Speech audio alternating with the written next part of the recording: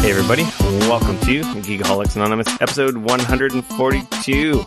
I'm your host Rico, here with my co-host, Dane freaking Cody. Mr. freaking Dane Cody. Man, I almost forgot how to speak there. I was like, It's been one of those weeks, man. Yeah. We get together once a week, talk about video games, TV, movies, and or whatever the hell we like. Not a lot of TV lately, not a lot of movies, but I hear that. We're going to be coming into movie season soon. We got Black Panther next week. Yeah. Black Panther soon. And super stoked to see that. Deadpool 2 soon. Solo. Yeah. I'm not sure about that one. Avengers. And Ant-Man. Yeah. And other stuff. That's all I can think of right now. Sweet. But yeah, mainly video games. Welcome back, everyone. Welcome, new listeners. If you've never been here before, we usually start the show with what you've been playing, getting some news and stuff. And then, of course, public service announcements and our free-for-all. There's a Super Bowl weekend this weekend. Did you manage to catch any of it? What, there was a sportsing event happening this weekend? Yep, the one team beat the other team, and rich people got richer. I won't lie. I tuned into Twitter long after that whole thing happened to find out that the Eagles won, and that was the extent of my following said sports event. I think I watched the second half, the third and fourth quarters. I didn't watch the whole thing, but managed to catch the solo teaser, and then of course the out of left field. Actually, I did watch a movie during out the of left field. Yeah, no. Oh, okay. Out of left field, Netflix had a Super Bowl ad where they announced Cloverfield Paradox coming to Netflix tonight, and then they're after they stream it after the game, and I'm like, what the hell? That's crazy. So I ended up watching that. That's funny. But I could talk about it in our free for all sections, but that was pretty unheard of. Usually Netflix changing it up. Yeah, definitely disrupting the streaming business. Yep, they're really the big game and show. They're a big show in town. So yeah, I really can't speak. What the heck is going on with me?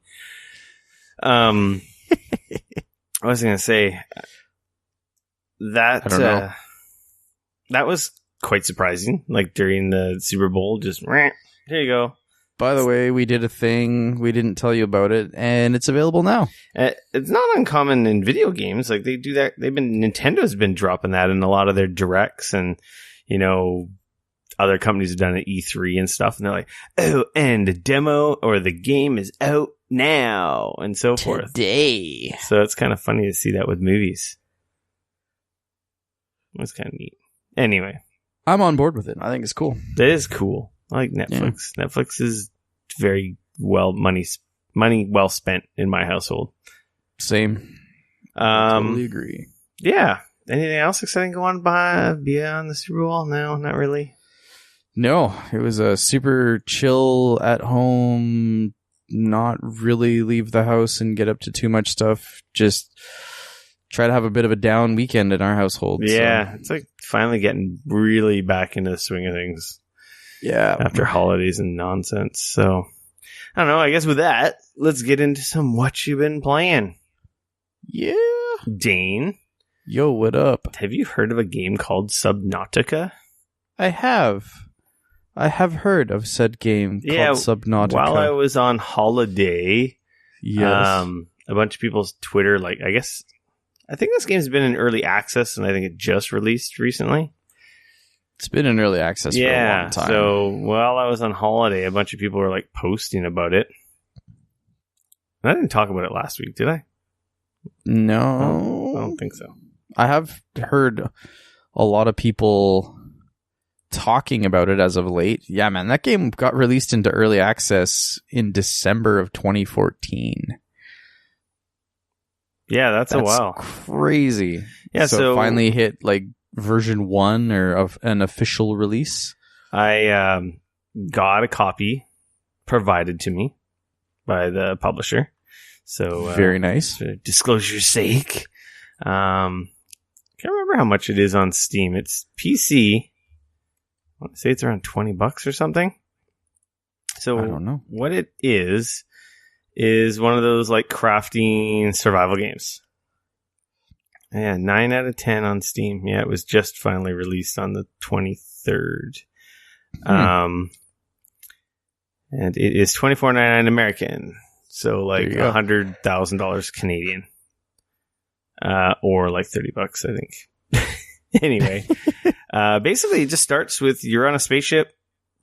You're jettisoned in an escape pod, bunch of explosions and stuff, and you crash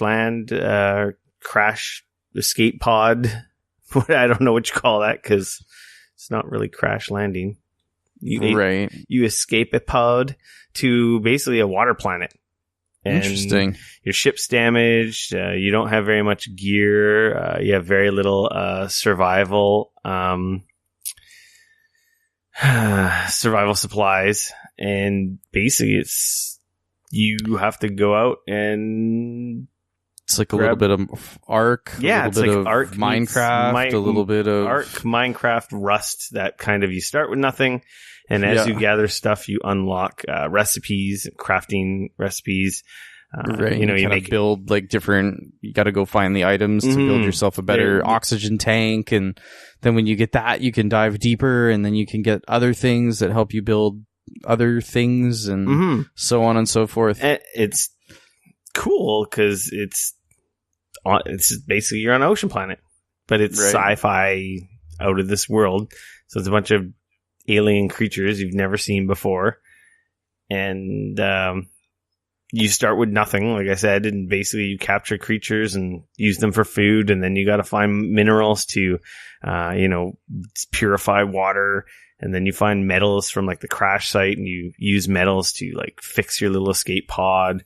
You end up making a scanner tool, and then you make a knife, and like you said, you end up making like an air tank and fins, and it's a balance of your health, your hunger, thirst, and oxygen.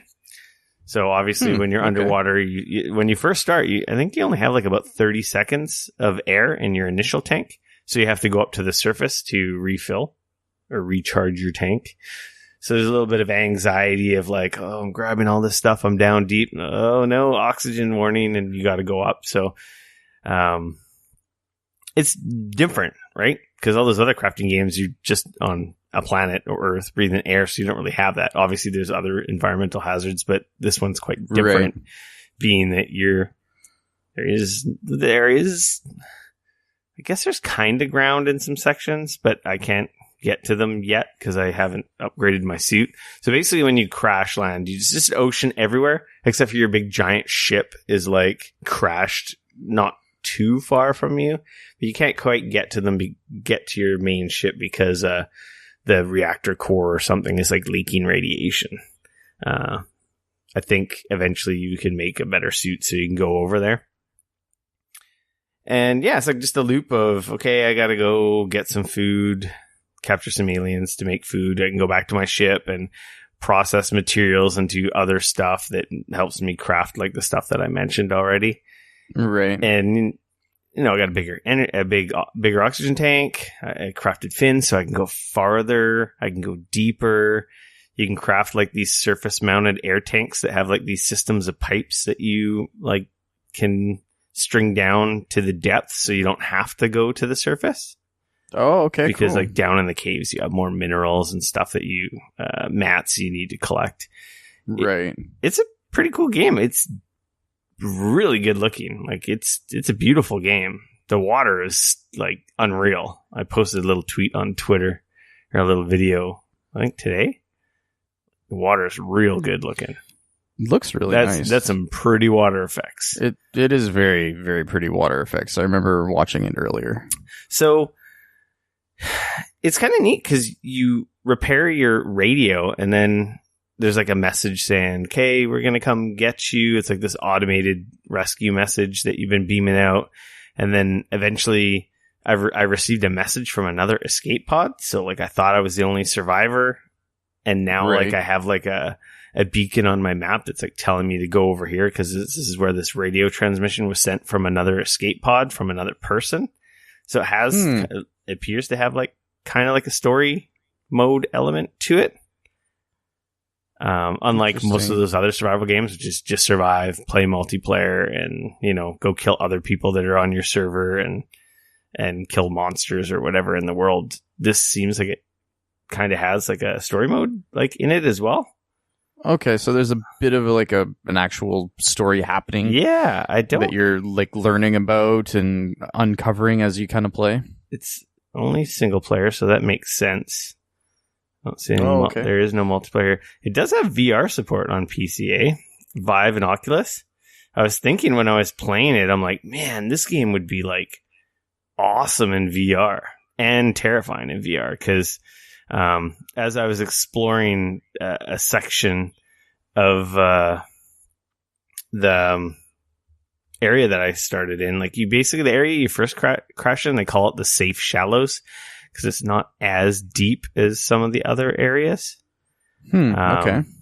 But there's some freaky ass monsters, man. I was swimming along and there's this kelp forest area and this humongous, like giant, like kraken / lobster / crab thing, like swam over me.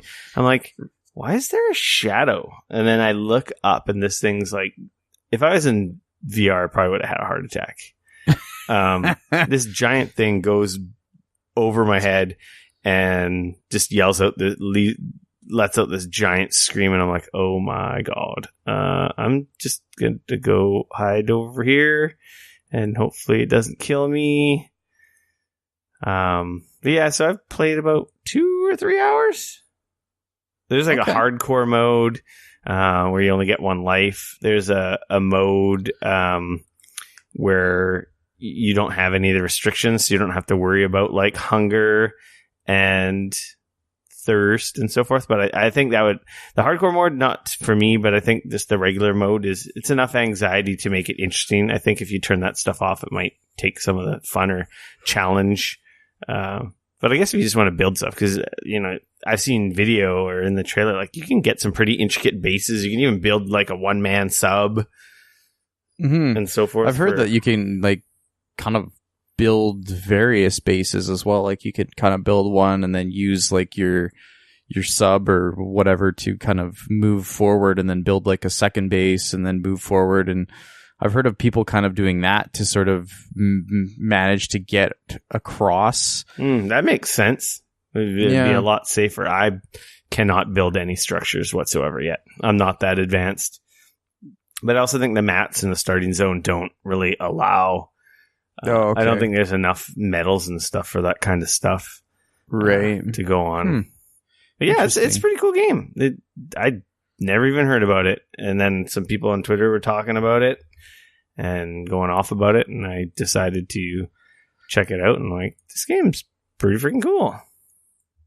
Yeah, no, I like there's a few of the Giant Bomb and the Giant Beast Cast guys have been going on about it.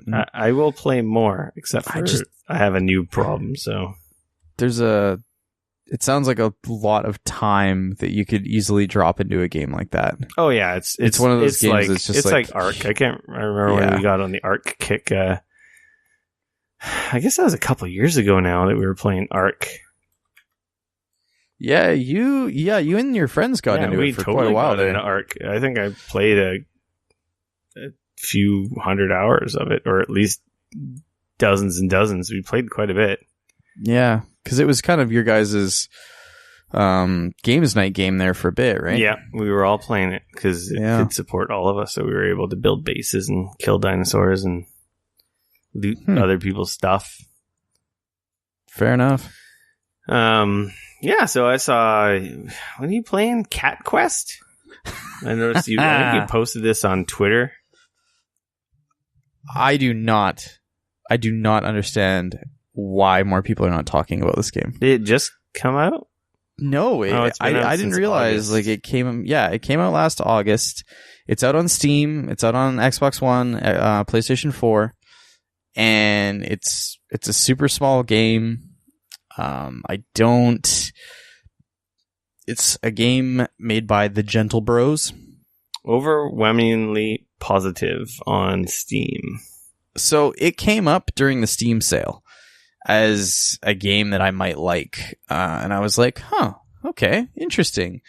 And it was on a really good deal. I can't even remember. I think it was like $5 or something like that. It's $13.99 Canadian right now. And someone did not mute their telephone. It would not be me. Did you hear that? I did. And so I picked it up because it was, like I said, I think it was under $5. It might have been $3 or $5, and the art style is like this super cutesy. Essentially, the premise of the game is that it's an action RPG. You're this little cat.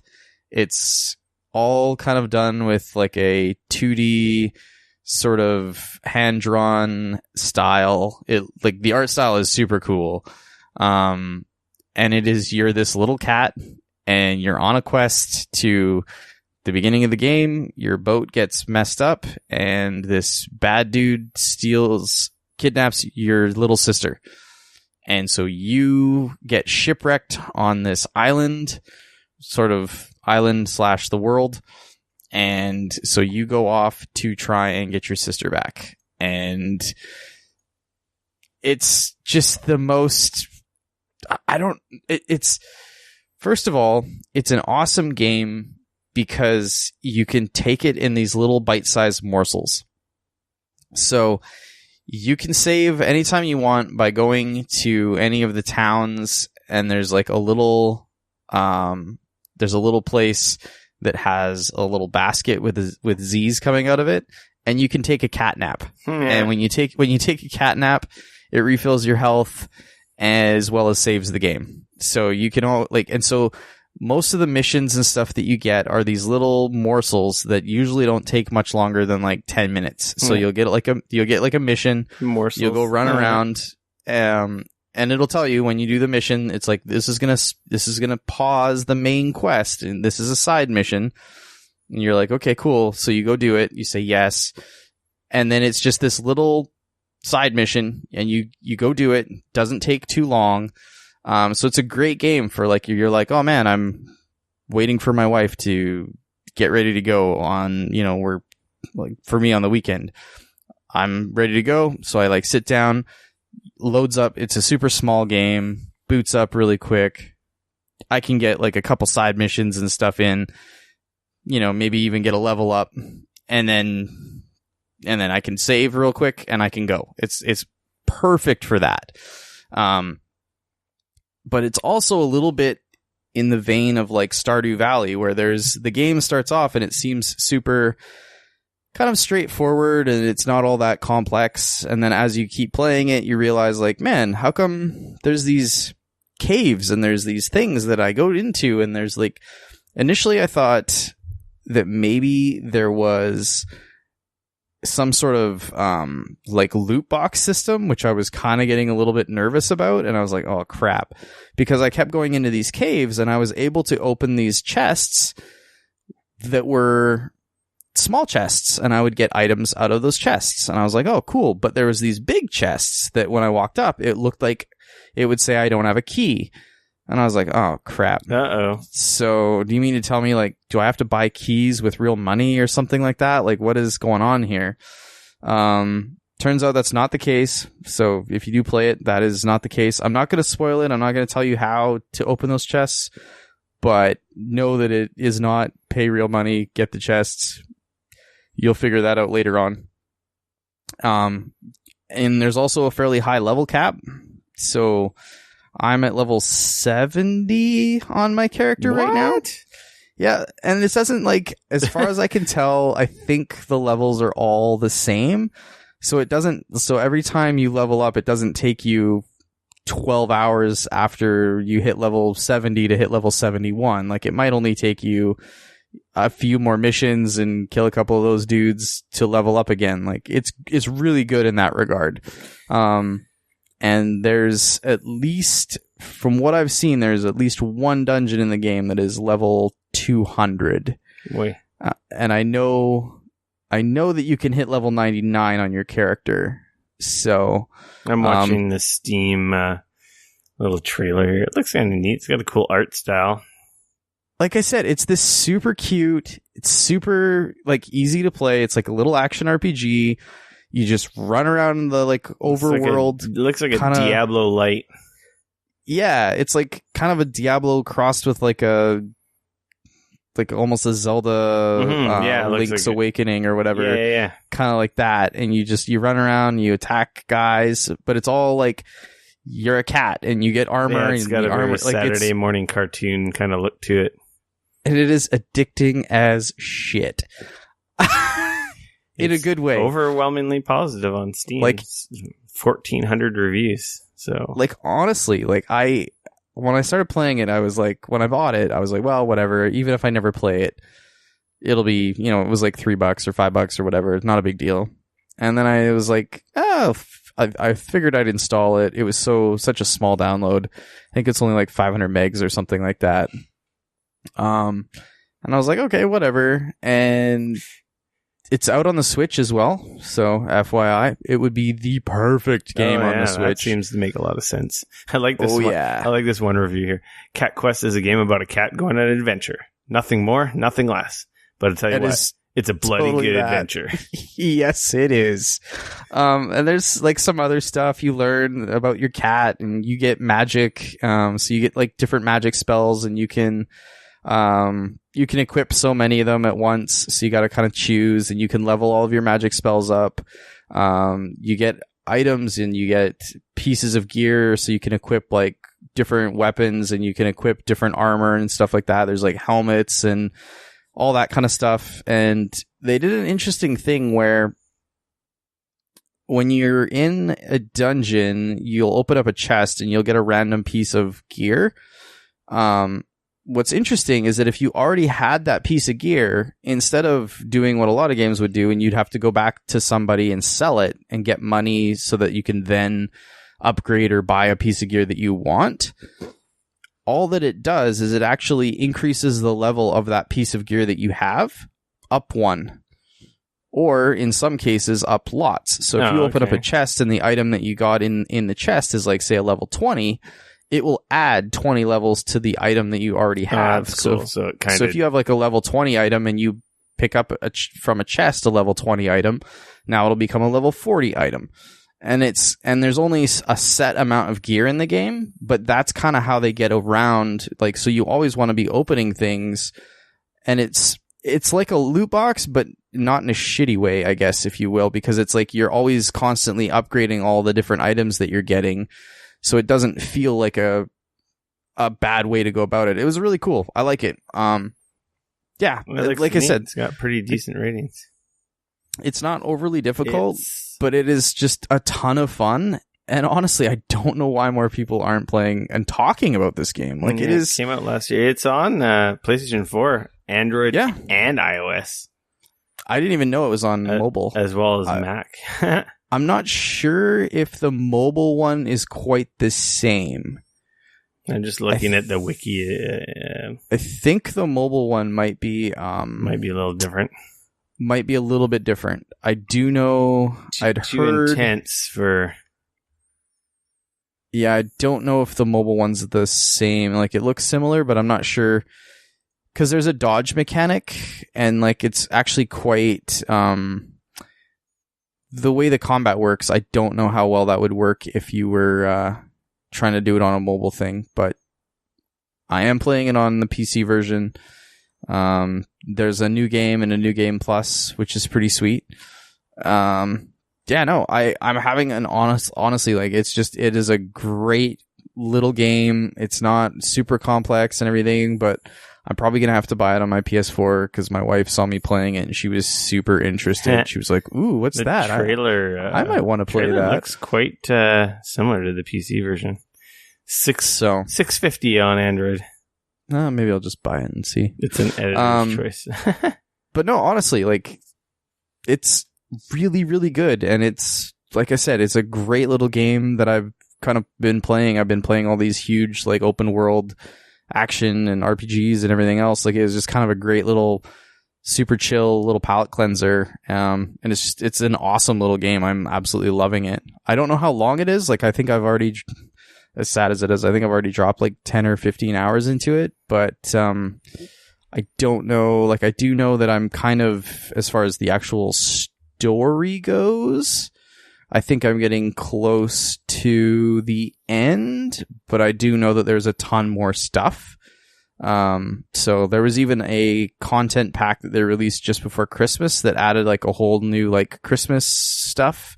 So you can do, which where they're calling the Kitmas quest. And like there's a ton of stuff in the game like that. Like there's Santa Paws and Santa Claus. So Man. yeah, it's all, like I said, it's super cutesy, but it's like the art style is really cool. It's just one of those games. Like I feel like if you enjoy that type of game, it's done so well, and you can't help but like smile. And it's a great little palate cleanser, and I think that if you're in the market, definitely pick it up. It is like well worth. Like I said, I might be picking it up a second time for my wife to play on the PS4 because I think she'll really like it. So, and the combat's like pretty chill, but it's got some, like, there's a little bit of depth there. It's not overly complicated, but it's fun. So it sounds like a perfect adventure game. There you go. Oh, it's fucking terrible. There is so many puns and crap like that in the game. It's great. I love it. It seems like it would be pretty obvious, or that would be something to be going for. It's dope, man. It's really, really fun.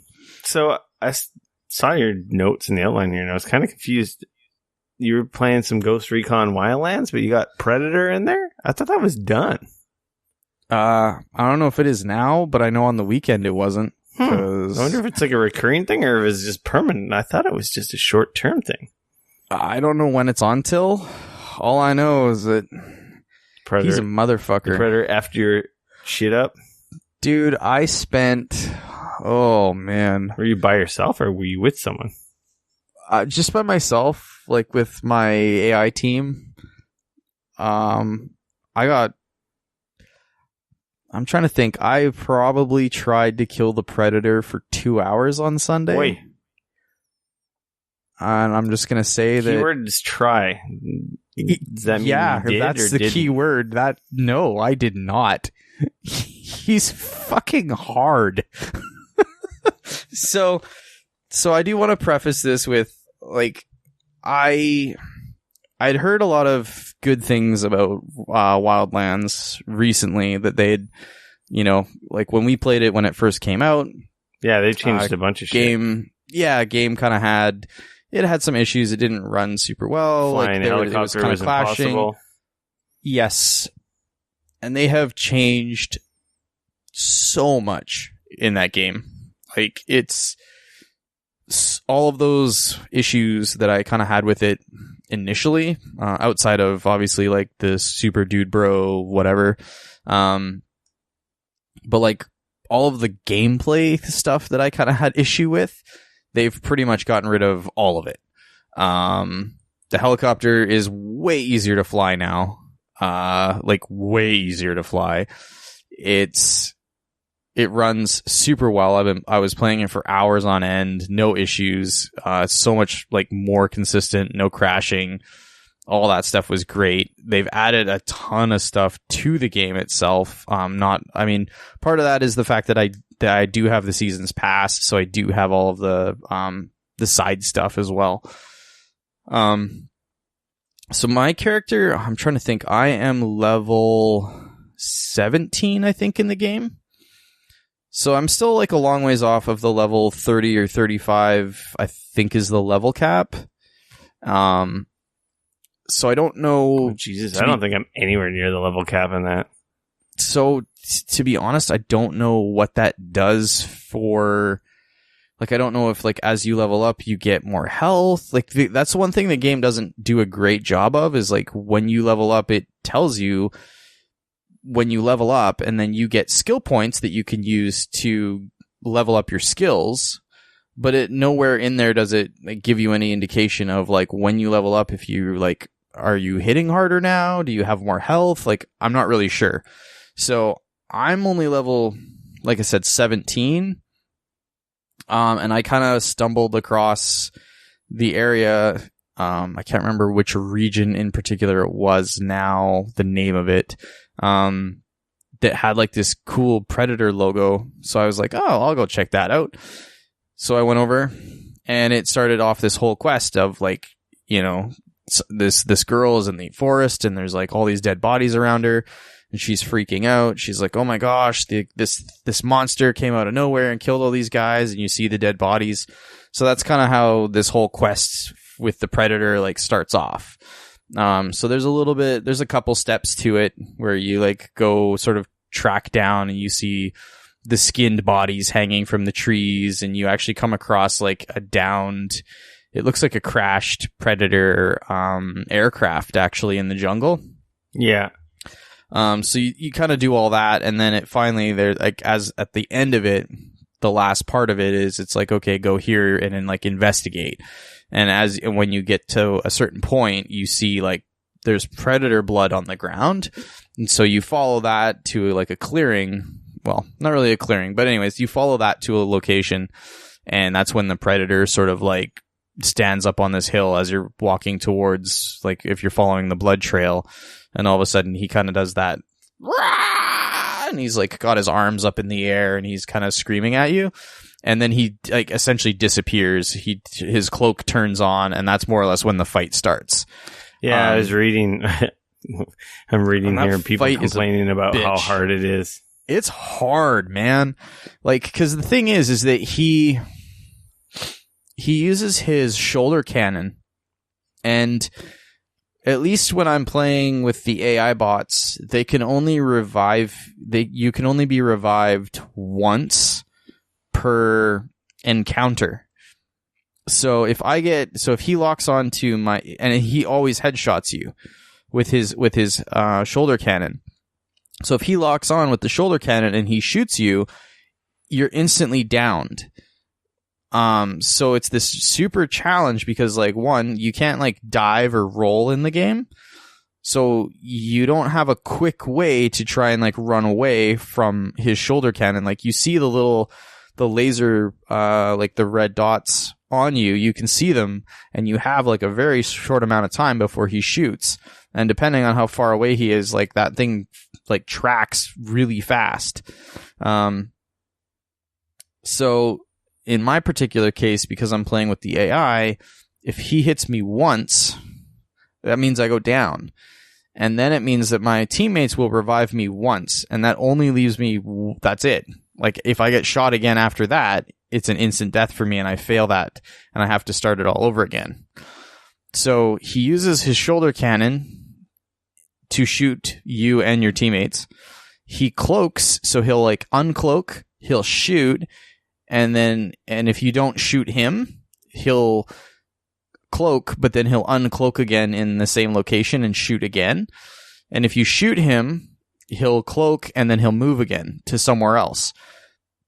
And you can kind of see, if he's on the ground, you can kind of see him running along the ground. And you can, if you lead him enough and you shoot, you'll actually do some damage. But then if you do a bunch of damage, he'll zip up into the trees, and then he'll essentially be gone. And then he drops back down somewhere, but you don't know where. And then he'll do his freaking shoulder cannon thing on your ass. Yeah. And then once you actually finally do start getting him down a little bit, that's when he starts throwing his blade at you. So then his blade acts kind of like a grenade. So he'll throw that, and it'll land in an area. And if you're in that area, again, it's an instant down. So I'm essentially, I get one shot where if I screw up and he hits me with his shoulder cannon or with his blade, those are pretty much it. Those are my two shots that I get. And the dude has like a ton of health. Like, yeah, I was reading. Like, I was lobbing grenades at him. Like, I had the grenade launchers, and headshots are the only things that damage him. And everyone's complaining, saying it's a super cheap fight. He's super hard. Like I said, I yeah, I probably spent 2 hours fighting him on Sunday night, and finally, like, it was time for me to go to bed, and I was like, well, fuck, that Yeah, all the stories kind of looked sucked. up, Like, on the internet just say it was supposed to be running from December to the start of January. So I don't know. Maybe they're just rotating it in and out every couple of weeks, maybe. I'm not sure. I know it was definitely in there, and it's definitely hard, so... Yeah, unless you're just hallucinating and just sucking and dying lots. Yeah. I mean, I even looked up some strategies. People were saying, like, you know, I was looking do the at tree hug thing. Like, how to beat the predator easy. Yeah. I don't know about easy, because, yeah, it's probably shit. easier with real people compared to AI. I don't know. See, and that was the other thing. I was reading some places online where, like, oh, yeah, it's way easier with the AI because, like, they'll kind of be cannon fodder and blah, blah, blah. And I was like, oh, man, I don't know. I just know, like, I was shooting them and I'm seeing blood going. And, like, there's a few times where I did really, really well. But where it started to really suck is you start to run out of ammo. So you have to, there is an ammo crate kind of up on a hill, but there's nothing else around. So it's really, like, open. Fully exposed. So you're out in the open. So, like, what ended up happening for me, like, I had a couple of really good runs and I was doing really well. And I was using like the grenade launchers and stuff. Ammo. And then I ran out of ammo and I had to run up the hill and I was like grabbing ammo. And it's like that animation that you're locked into. You can't stop that animation once you put it in motion. And more than once I was grabbing ammo out of there, and that's when he shot me with his stupid and then I died. I was like, are you kidding me? Like, yeah. So no, it's let's definitely be honest. The Predator. We're not Arnold's around here, so we would die to the Predator. Oh yeah. So but no, it was really neat though. That being said, like, it fits really well in that game. I feel like I have to launch that game and see if it's there just so I can check it out. It's hard as balls, yeah. But I know when it was new, I was watching tweets in my Twitter feed from people that were like, "Oh man, we just can't do it," or "Oh, we finally took him down," and people being all celebratory about doing it. So it definitely sounded like it was challenging. No, it's definitely hard. So yeah, I mean, besides the Predator, I also just played a shitload of Ghost Recon Wildlands, cleaned out a bunch. I think I cleaned out 3 more locations over the course of the weekend. Such a massive game. It is. I need to go back fucking huge. That being said, like I was saying, though, the amount of crap they added to that game, like, as far as, like, weapons. It already had a lot of crap in it. I know. They added a bunch more crap to it. That game is so big and so massive. It's kind of overwhelming sometimes. But yeah, the game's a lot of fun though. I had a ton of fun. It's funny how much we liked that game because I really had zero expectations for it. And like I said, there's certain aspects of that game that I kind of don't like the attitude of the guys, and like the whole story itself is totally lackluster and ridiculous. Yeah, the actual moment to moment gameplay and the shooting and all that stuff is dope. Totally, like the giant sandbox they've built. Well, we never got to play that game really. It wasn't. I don't know. It might have been at E3, but I didn't go to E3 the year it was announced, and it wasn't at PAX. So we didn't. We saw it at PAX, but they weren't allowing us to play it. No, we didn't get to play it. I don't remember playing it, or did we? Man, I can't remember. Because I feel like we were a lot more interested in it after we got to play a bit of it at PAX. Yeah, and then the beta, yeah. Was it PAX? Okay, maybe it was PAX. I don't know. It's all blur to me. So, but nice. No, that game has got a giant sandbox, and it is a ton of fun. I swear I'm going to launch it after the podcast and see if that fucker's in there. Does it just show up as a blip on the map? I wasn't listening earlier when you said it. There's one specific area that it is in. So I'm trying to remember highlighted though. So like it was highlighted. It's got like the triangle, kind of like the 3 triangles that he has. His shoulder cannon uses. It kind of looks like that. It's like the 3 little icons, and it's on the map, and that's. And if you click on it, it's like, or if you highlight it, I'm trying to remember the name of it, is something like a new hunter awaits or something like that. I can't remember what exactly it's called, but it looks very different than the rest of the missions in the game. So cool. And I can tell you which region it is in after. So, I've been playing a little game you may have heard about called Monster Hunter World. It seems to be a game that a lot of people are talking about right now. Obviously, we talked about it last week. I started playing it with all the hype, but now I actually kind of know what I'm doing. And I've taken down like one of the bigger, harder hunts. And this game has got its hooks in me bad. Real bad. Yeah. I fucking love it. It's Dark Souls and dress up like Destiny and crafting like freaking Stardew Valley or something. Like, it's just got so many systems in it. It's just, and the depth, like, man, it goes deep. There's some systems in this game, and I'm starting to get a grasp of them. I hear there's a lot of systems. In the game. Basically, you got your story mode, and I think I kind of talked about this before. And your story mode advances your hunter rank. You get these missions, there's investigation missions, which you can just choose, and they don't advance the story. They're basically hunt guys, capture guys, kill guys. And then there's like optional missions where people want you to go grab stuff out in the little different areas.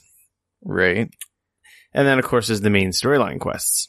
So I got to a point in the storyline where you fight a monster called Adjanath, which is basically a T-Rex that shoots fire, and it's probably one of the first scary monsters you see in the game while you're hunting some of the lesser creatures. Okay. And you're tasked with, okay, we got to get rid of this guy so we could, advance exploration in this area. I was like, sweet. No problem. I took out all these other guys first try. I haven't even died in this game yet. I'm a Monster Hunter phenom. Like, man, this game ain't got nothing. It's like baby training wheels. This thing whooped your ass. He didn't whoop my ass. He destroyed it. And left me limping and crying in the corner. Yeah, I was not prepared. But it was a learning experience. Okay. Part of the problem is don't fight a fire monster with armor that is not good against fire. One of my first early armor sets that I made, just because I had the mats, was this like I made the Vespid armor set. It's like kind of like a bug armor set from these big bugs you kill. I just had a shitload of mats. I'm like, this looks cool. Kind of looks like a big bee, like a giant bumblebee, but red and black. Just like very insecty, scaly armor. Like, it looked cool. Right. It looked super sweet. Yeah, but it's not good against fire. Adjanath is fire. He's a fire character. And then I had I was using, what was I using? I was using the charge blade, which is one of the more technical weapons, and I wasn't too good with it. So anyway, I got my ass kicked, and as you fight monsters and you investigate the areas, did I talk about this last week where you find their footprints? And we talked about all that. You'll find their mucus around the environment. Anyway, when you find these signs of a creature you're hunting, it levels up your information about them. Right. So as you know more about the creature, you end up learning their weak points, what they're strong against, what they're weak against. And so I decided, okay, like, I'm doing this. Like, it wasn't that hard. I almost beat him. I got him weak, but the first time, but it was like I was not in control of the fight. Right. And I referred to my hunter's guy. I'm like, okay, let's check this guy out. Oh, he's weak against water. Hey, look at that. I have some mats. I can make the water version of my sword, which is going to give me a bunch of extra damage. Let's think of what armor sets I can make. Oh, this armor set's good against fire, and I can totally make this. So I crafted a new armor set. I crafted a new weapon, so with his weakness, and some armor that was good against his strengths. And then I also paid attention to like some of the weakness stuff, like his head and his tail. So I was really concentrating on those areas when attacking him. But the coolest thing is when I was finally like, now I'm like, oh man, I'm kind of kicking this guy's ass. He's not taking away half of my life with every hit. He's just taking these hits. I can take a hit from him. Things are going well now. It doesn't do a lot of damage. And I'm back to hunting being him a around. Monster Hunter phenom. He's running away. I get him down into limps. Like it's kind of the way the fights progress is you got a icon of the monster in your minimap. Yeah. And it kind of, when they get weak, there's like a little skull that will show up to kind of indicate that they're weak. Yeah. When you know enough, when you know enough about the monster. If you don't know a lot about the monster, I was told that skull doesn't necessarily appear, so because there's no life bars. You break stuff on the monster, so like you'll break horns, you'll sever tails, and you'll see like physical damage on their legs. Like if you were attacking their legs or the parts of their bodies that you've been attacking, you'll see like marks and stuff. So there's some indication of like where you've been attacking. And actually a big thing of this game is attacking different parts of the monster drops different gear. Right, so because you can essentially like cut off their tail and get... Yeah, if you sever their tail, it'll drop a certain loot that you'll need for either weapons or armor. It just depends what you're going for, right? But like everything in this game, everything in the environment from the monsters contributes to some crafting element of the game. Whether it be like medicines. Doesn't seem super confusing at all. It's not confusing. It's just like, just know There's that just a ton of different things. Everything's useful. That's like nothing is junk. Everything can be used for different ammos, different weapon crafting, medicines, buffs, debuffs, so it like everything you get is useful, which is really cool. It's not like this is junk. I'm just going to toss it, right? But so I was like concentrating on this guy, going after his tail and his head. I'm doing quite well. And when you get them into a state of where you're like, they're in rough shape, usually what happens is the monster will retreat to their nest. Right. And either they go there to eat, to like kind of like replenish recharge their health, or they like go to sleep.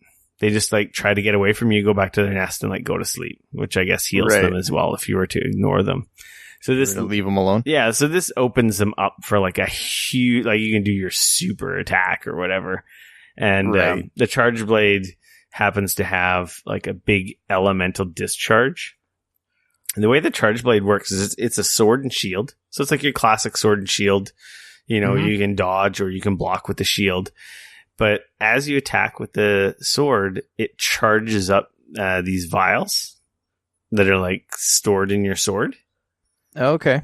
And what happens is you store these files once they're charged into your shield. Oh, interesting. And what happens is now that they're charged, you can discharge them. Yeah, you can discharge big ass attack. You can discharge elemental attacks. So, like if you do normal attacks, you'll do like lightning, or like in this instance, I had water, right? Because he's weak against water. Yeah. So all my attacks were doing water. And if you do a certain combo, you do like a big super elemental discharge, and it blows the whole load of all the charged vials that you charged. Right. And just like does a big explosion and does tons of bonus damage. But it's also like a big combo with a big lead up, and you really want to set it up, right? So I went to training mode before this fight after the last time to get more of a hang of the weapon and some of the combos. Because each weapon is so in depth. They're all so different. They're like characters in a fighting game. There's 14 weapon types, and they all play very different. Because I played like totally different.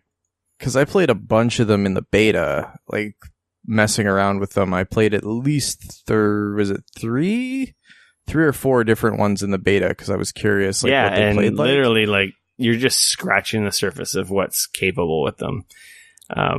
From the different combos and the nuances to each weapon. Like the charge blade it's it's a very technical weapon, like charging your vials, storing your vials, moving them from your shield to your sword, depending on what you want to put out elemental damage, building the combo for the big discharge and so forth. It's a really tricky weapon, and all of them are so different. Like I said, it's like playing a completely different game. So anyway, he's sleeping. I just unload on him. He tries running away again, and this is so cool. He went into this little area, and then out of nowhere, this I think it's a Rathalos or Rathleon. Rathalos. Like this big giant. Basically, the dragons are like considered wyverns. They're part of the wyvern family. Does that sound right? Wyvern. Wyvern, yeah. I don't know how you pronounce it. Anyway, he flies in, and then it's like turf war. They start, and he starts attacking the dude that you were just attacking. The shit out of the Agenath, or fire-breathing T-Rex bastard. Right.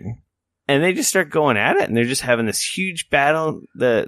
So then, can you still get in there and do attacks as well? You can get in there and hit, but I'm like, I'm just gonna sit over here and just let these guys, deal with their shit. They got, they don't look very happy with each other. So, right. So does the Rathalos kill your dude for you? No, he didn't kill him, but he did a lot of damage to him. And I was just sitting there, I'm like, oh, I guess I'll just sharpen my blade while I sit here. I'll, restore my health. I'll put on some armor. I'll take a armor skin potion to buff up my defense. I'll restore some of my stamina. And then just chill here. And then it's just like they're just going at it. And it's just this awesome, like Godzilla-esque battle. They're not quite as big as that, but it's pretty freaking awesome. And then he tries to run away and like cower. He's like, I'm out of here. Peace. This is bullshit. So of course he heads towards me. And then this is where I finally finish him off. It's just like a few hits. And then I'm like, oh man, this guy's got to be dead soon. And I'm like, I go to charge up like my big combo. And it's like the first little sword swipe in the ankle. And he's like, ugh! And then he dies. And I'm just like, it was pretty funny. That's awesome. It sounds like you're having some pretty dope experiences with it. Oh, it's such an awesome game. It asks a lot of you. But man, it's so cool. Like I've been doing the side missions. I've just been going around the environments, like picking mushrooms and mining and stuff because I'm like working towards crafting some armor. And I don't know. I just like it so much. It's all I want to do. It's all I want to play. This game, but it's not easy. It's a hard game. It's not like if you don't like. It's not like Dark Souls, but it's like Dark Souls. It's fair, and usually it's your fault if you die because it prioritizes like animation. So like if you commit to a swing while you're in that motion, the monster can sidestep you or bite your freaking head off. Well, they don't bite your head off, but you can get effed if you're. It's about having the right gear, right? And it's about choosing when to commit your attacks and not getting greedy. Getting greedy in this game usually ends with you getting damaged a lot. Getting messed up. So it's really like you got to know when to take your chances. And it's so cool because there's so much attention to detail. Like, for example, like I started using the bow because I watched a bow video from this dude on YouTube, Eric's. He used to do Destiny videos, but I think he's like done with Destiny. And he's this total monster hunter. And he did a video on the bow, and I'm like, man, the bow looks freaking cool. It's super mobile. You don't have to get in their face. So I started playing with the bow. And it has such a different play style and cool combos. But like I was attacking this one guy. I had a mission to kill I can't remember the name, but it's a stupid little bird. It's like a bird monster, which kind of looks like a big dodo bird with a big giant beak. Right. Okay. And it's really evident with like with the bow when you're shooting and damaging his different parts of his body. Like I'm blowing feathers off his arms. I damaged his beak and, I damaged his head, and you could really see it more pronounced. I don't know. It just seemed more obvious because with the bow, you're actually targeting very specifically. You're targeting with your big swords and stuff, but it's not quite like, okay, I'm going for his tail. Oh, I hit him in like, the gut or whatever. But with the bow, you're like specifically shooting these areas. So it's very obvious. Like this guy, he picks up a rock because he doesn't have any really big claws or anything. He just has his big beak. So he'll dig into the ground and pick a big rock and try and lunge at you and smash you with it. If you shoot him in the hands, he'll drop it.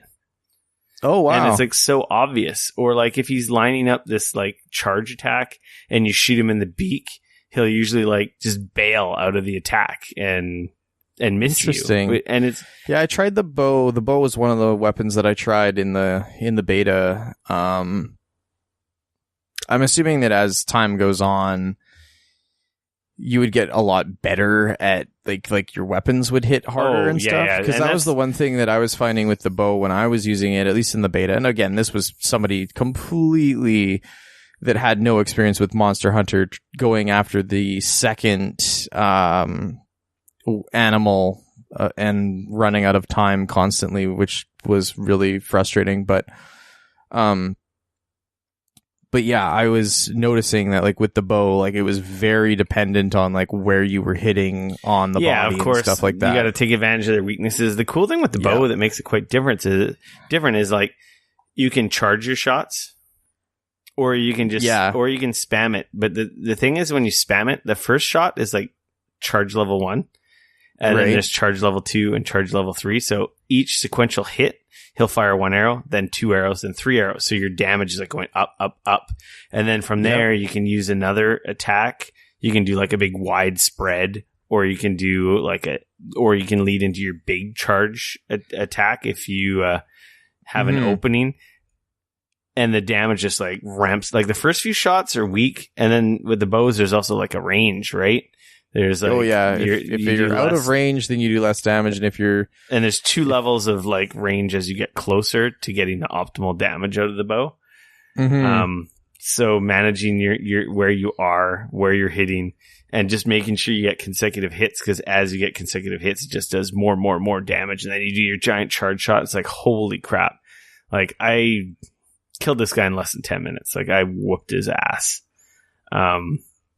And I don't have like a crazy bow. I think it's only like a level 2, maybe a level 3 or bow, like or weapon. Right. But it's fun using the bow, and I've been using that. I've been enjoying that, and I'm like, okay, now I gotta try something else. It's so cool. I don't know. I'm really enjoying the game. It's just being able to like switch up weapons completely changes like the game so much, right? Like that's a huge part of it. Is like suddenly the game, you can kind of go like, okay, I want it to feel new again, and like change the weapon. Ta-da! So I'm what they call a low rank hunter. I'm only 5. I think I want to say it goes to 50.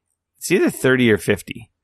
Right, and then there's low rank, and then there's high rank. You get your high rank and your high rank hunts, and like the end game for going after the elder dragons and stuff. There's a lot here. From my understanding, from talking and listening to people that know Monster Hunter pretty much doesn't truly start until you get into the high rank. Yeah, stuff. It's like Destiny. It doesn't start until you beat the game. But man, who would have? I knew I was going to like it, but I didn't think I was going to like it like this. Like I'm totally on board and get what like all these people who have loved this game for a really long time. I hear that this one they've just apparently they've made it very ironed off enough. Yeah, that they've kind of made it a lot more. Like I hear a lot about the game is not accessible still. But compared to previous ones, it's so much more accessible. Yeah. Like, the areas are all seamless. Like I tried playing it on 3DS, on the new 3DS. There was a version, and I tried playing it, but it was like, okay, the areas were small, and then there'd be like loading breaks. The loading in between on the old ones is brutal. And then you had the same thing, like you had to chase the monsters from one area to another, but then they would disappear, and you're like, oh man, where did he go? Like, what? Oh, I'm all like, they're now the flow would be broken up with that loading, or you'd be fighting the monster near a loading zone and they would disappear, or you would get hit through it. Like, there's just some weird, super frustrating. Yeah, there's too many janky things with it, and I couldn't get into it. Like, I tried, but this one it's got me, man. I'm all in, and it's literally. It's like the only thing I'm playing. I'm having such a hard time playing anything else. Like, I barely played any Destiny. I am like,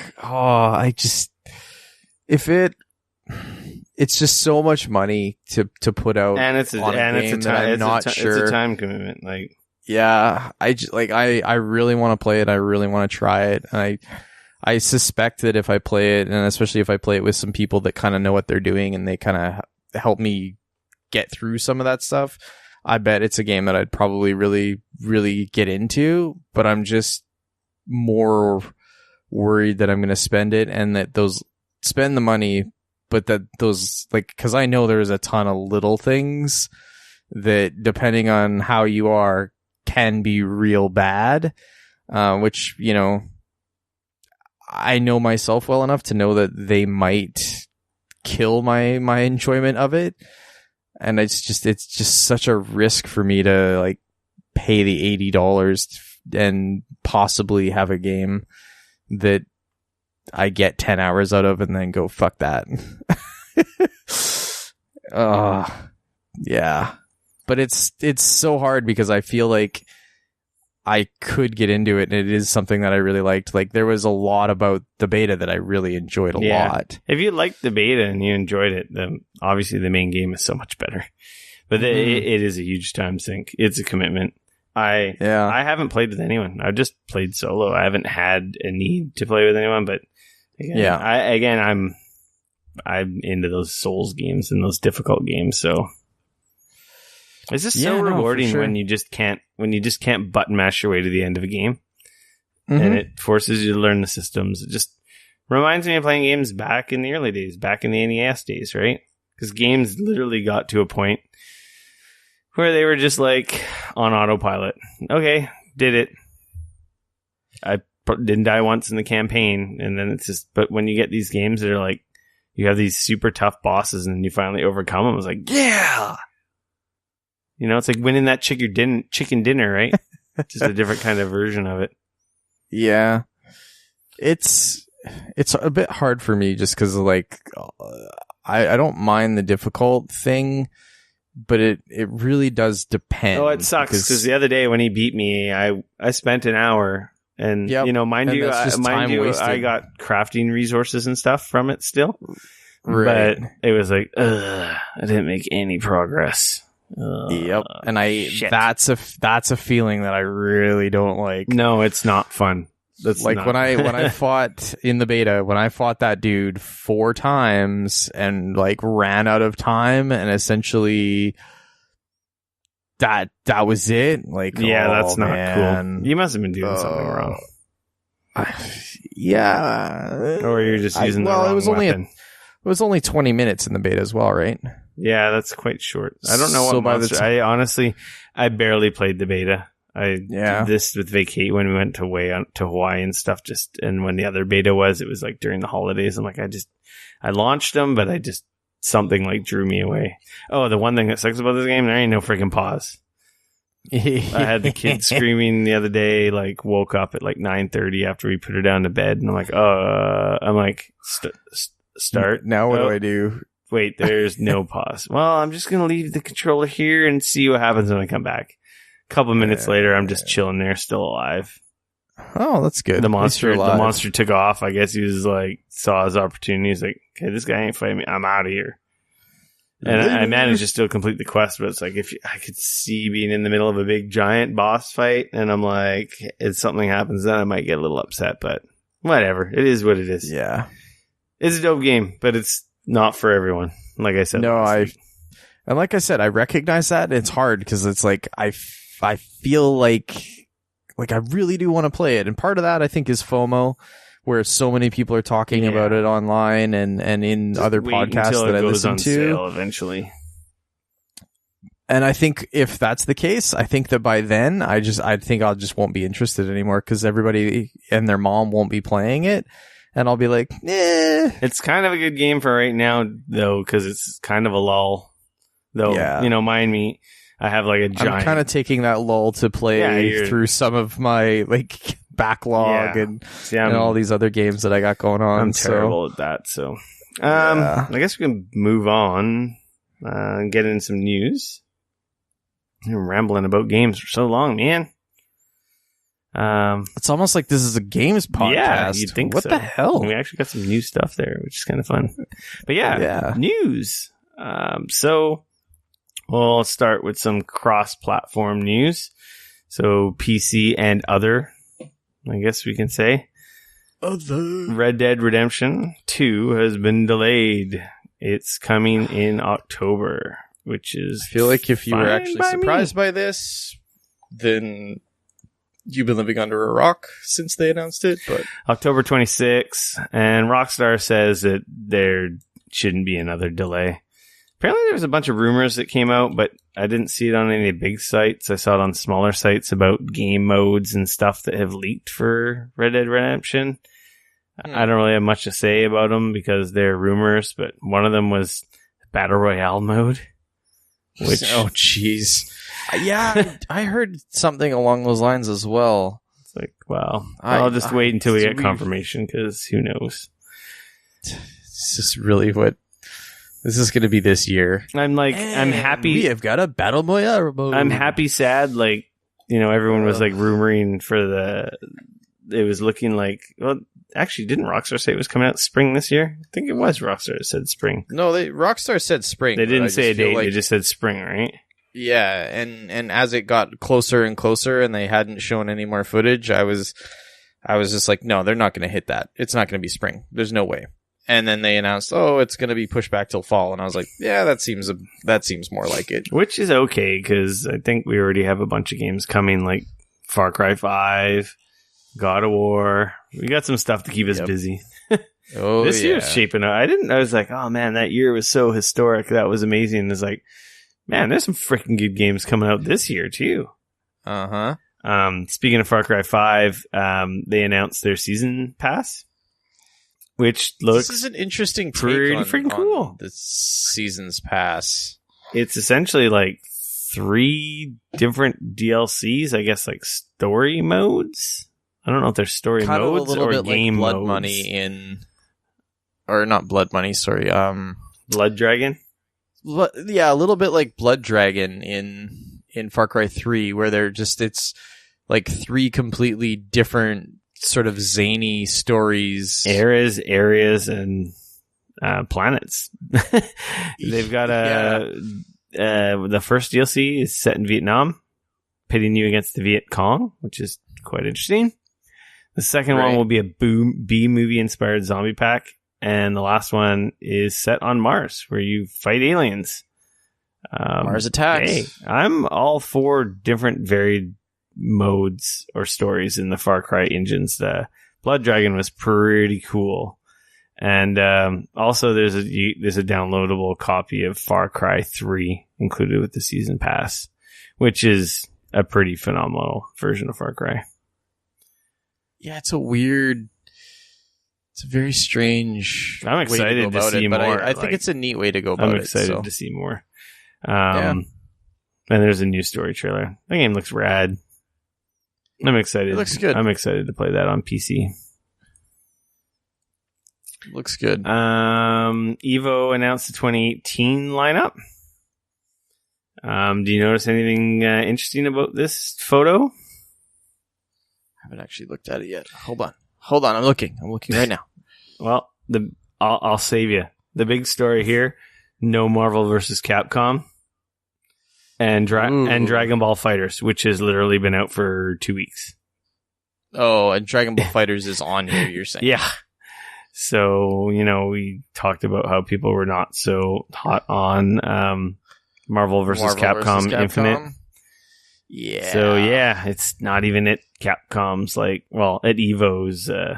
I'm sure it's at the Capcom Cup, but Yeah, it's been So they're cut gonna from have Evo. both Smash Brothers games on here? Smash Brothers for Wii U and Smash Brothers Melee? Yeah, the old one still has quite the scene Interesting. for the super hardcore. Street Fighter 5, Tekken 7, Injustice 2, Dragon Ball Fighters, and Guilty Gear. Yeah. Wow. The funny thing is 3 of these games are made by the same studio, and that not being Capcom. That is kind of interesting. The Blaze Blue and Guilty Gear games are pretty rad. I've never been able to get into them because they're quite complex.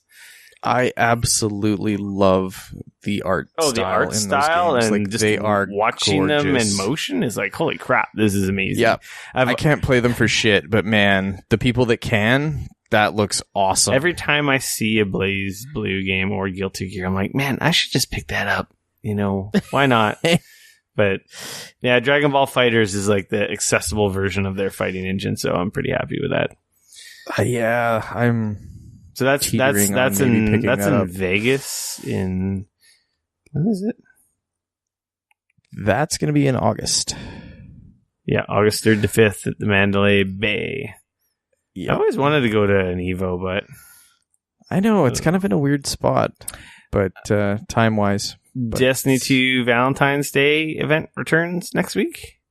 Are you going to have time to play any Destiny 2? Actually, I managed to Newfound Monster. I managed to squeeze in some Iron Banner last week. Oh yeah, And I got I completed the armor set for the Hunter.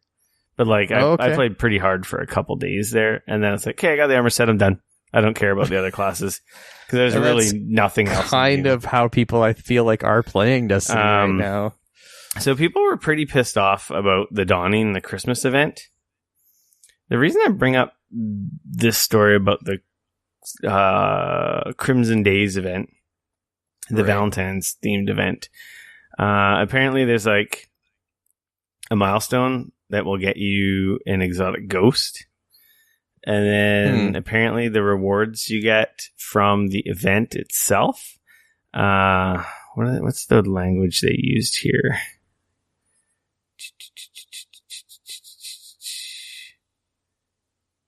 The event drops out gear that it knocks stuff off the drop list, so you won't get repeats. Oh. So they're like, they wanting to make people happy, so the drops, as you get stuff, it'll be taken out of the drop table. Well, that's good. So you're not just getting the same thing over and over Yeah. again, and it's turning into silver dust or whatever. And then there's some rewards for completing the raid, the Nightfall. So there's actual rewards for completing other events that you'll just guaranteed get. Like there's the whole put a ring on it, freaking Beyonce dance if you do the Nightfall emote. And then there's a ghost if you do something, finish a milestone, you get the ghost. And then there's a sparrow for just you can get from doing the event in the Crucible. But yeah, I don't know if I'll play much. I'll probably do the milestone and at least get the ghost shell. But it sounds like they've been taking some feedback.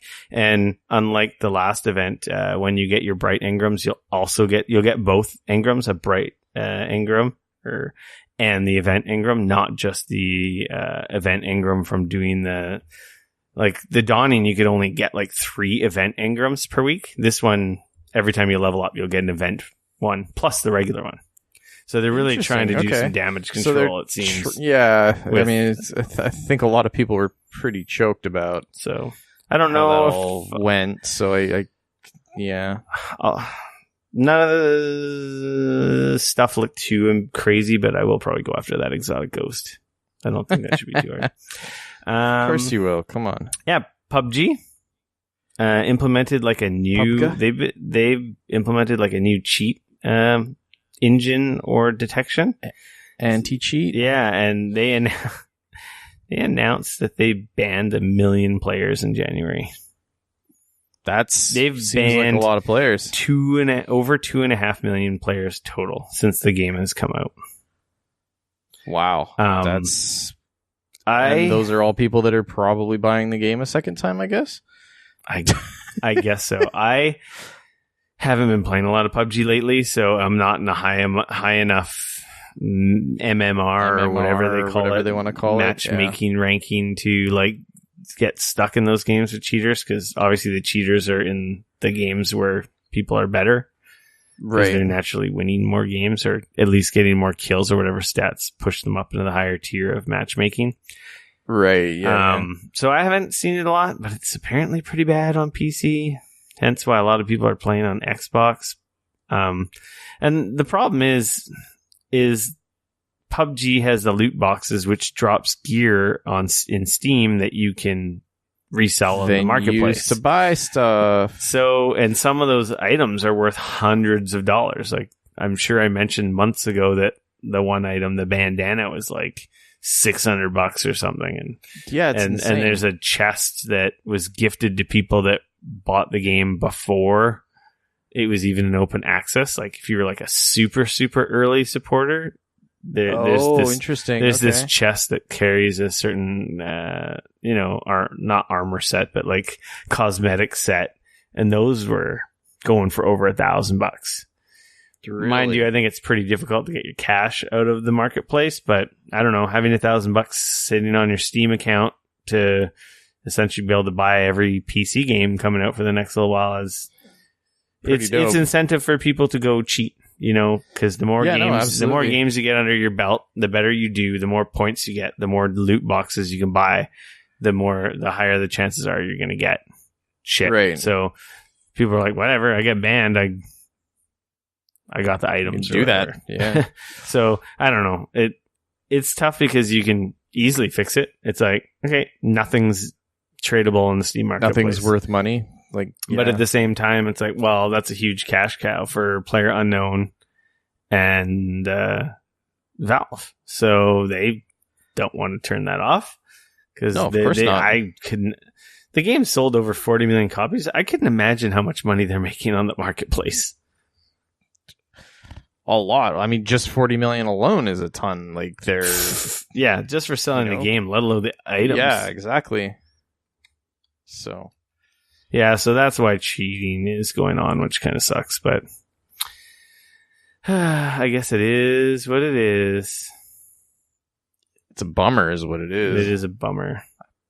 Oh yeah, the trench coat right now, $457. That's ridiculous. That's ridiculous. I'm just looking in the marketplace. Let's see. Wow. Yeah, the PlayerUnknown set, that crate that I was telling you about, that people got, it's $1,800. What? There's only two for sale. I don't know. Jeez. Let's see. When was the last time one sold? I was just going to ask, just because it's that price, does that actually mean it's actually selling, though? But it sounds like... Yeah. One sold for $1,900 on January 3rd. One sold January 4th, January 5th, January 11th. This is selling like every couple of days. One is selling for over $1,500, $1,700, $1,800. That's so gross. That's insane. Who are these idiots who buy this stuff? I want to talk to these tools. Well, clearly they're rich, so they have more money than time, right? And more money than brains, sense, and all of the above. But like I said, it's the more money than time thing, right? Like, it's you have the money, they're all cosmetic. So you don't care. They don't do anything. They literally don't do anything. It's like just throwing money in a hole in the ground. It's true. But, again, if you had the money and you don't have the time and you're like, oh, I just want that cool shit when I play, then you do that and everybody's laughing, right? I wish I had that problem. Well, it's one of those, if you did have that problem, then did you hear you didn't have the time? So,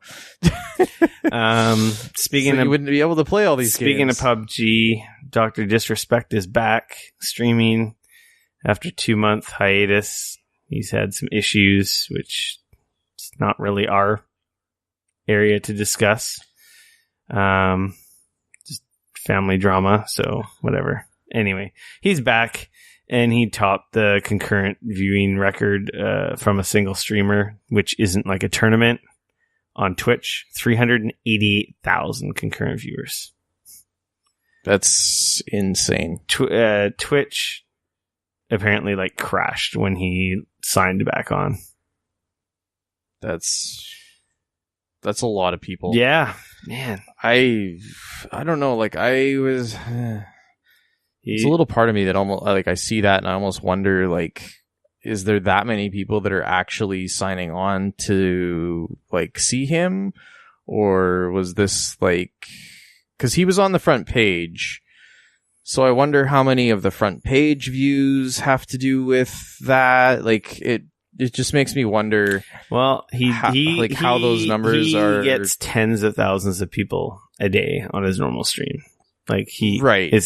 So he's been gone. Tens of thousands isn't hundreds of thousands. No, but right? he's gone. He's been point. Gone for months. And the other record, which was held by Tyler1, which he was like 386,000. He was away from like a year or two, and he was. The thing about both these guys is they're both quite toxic players, to be honest. Like Dr. Disrespect is very entertaining, but he's an asshole. Yep. And Tyler is same thing. He's like an asshole. Actually, he had a lifetime ban from Riot for being the most toxic player in League of Legends. So people like watching these guys because they're jerks to other players. Kind of gross when you think. Yeah, about, and like, that is kind of gross. Like they're not. That's disgusting. They might be decent people in their like regular lives, but their game playing lives, they're just like cocky. They're just assholes. Anyway, they make a shitload of money and people seem to really like them. So I guess good on them.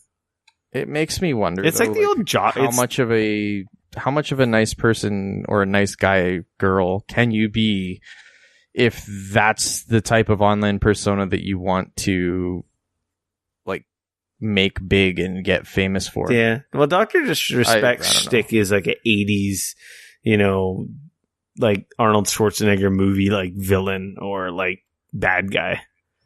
Right. So that's his shtick. And, he's cried on stream when, fans have done stuff for him. So like there's been some human moments with him. I think Tyler is more of like a natural actual asshole. Whereas Dr. Disrespect plays one. But sometimes it's hard to separate the two after a while when you've been doing it so much, right? But I don't know. It's crazy. These guys are making insane amounts of money.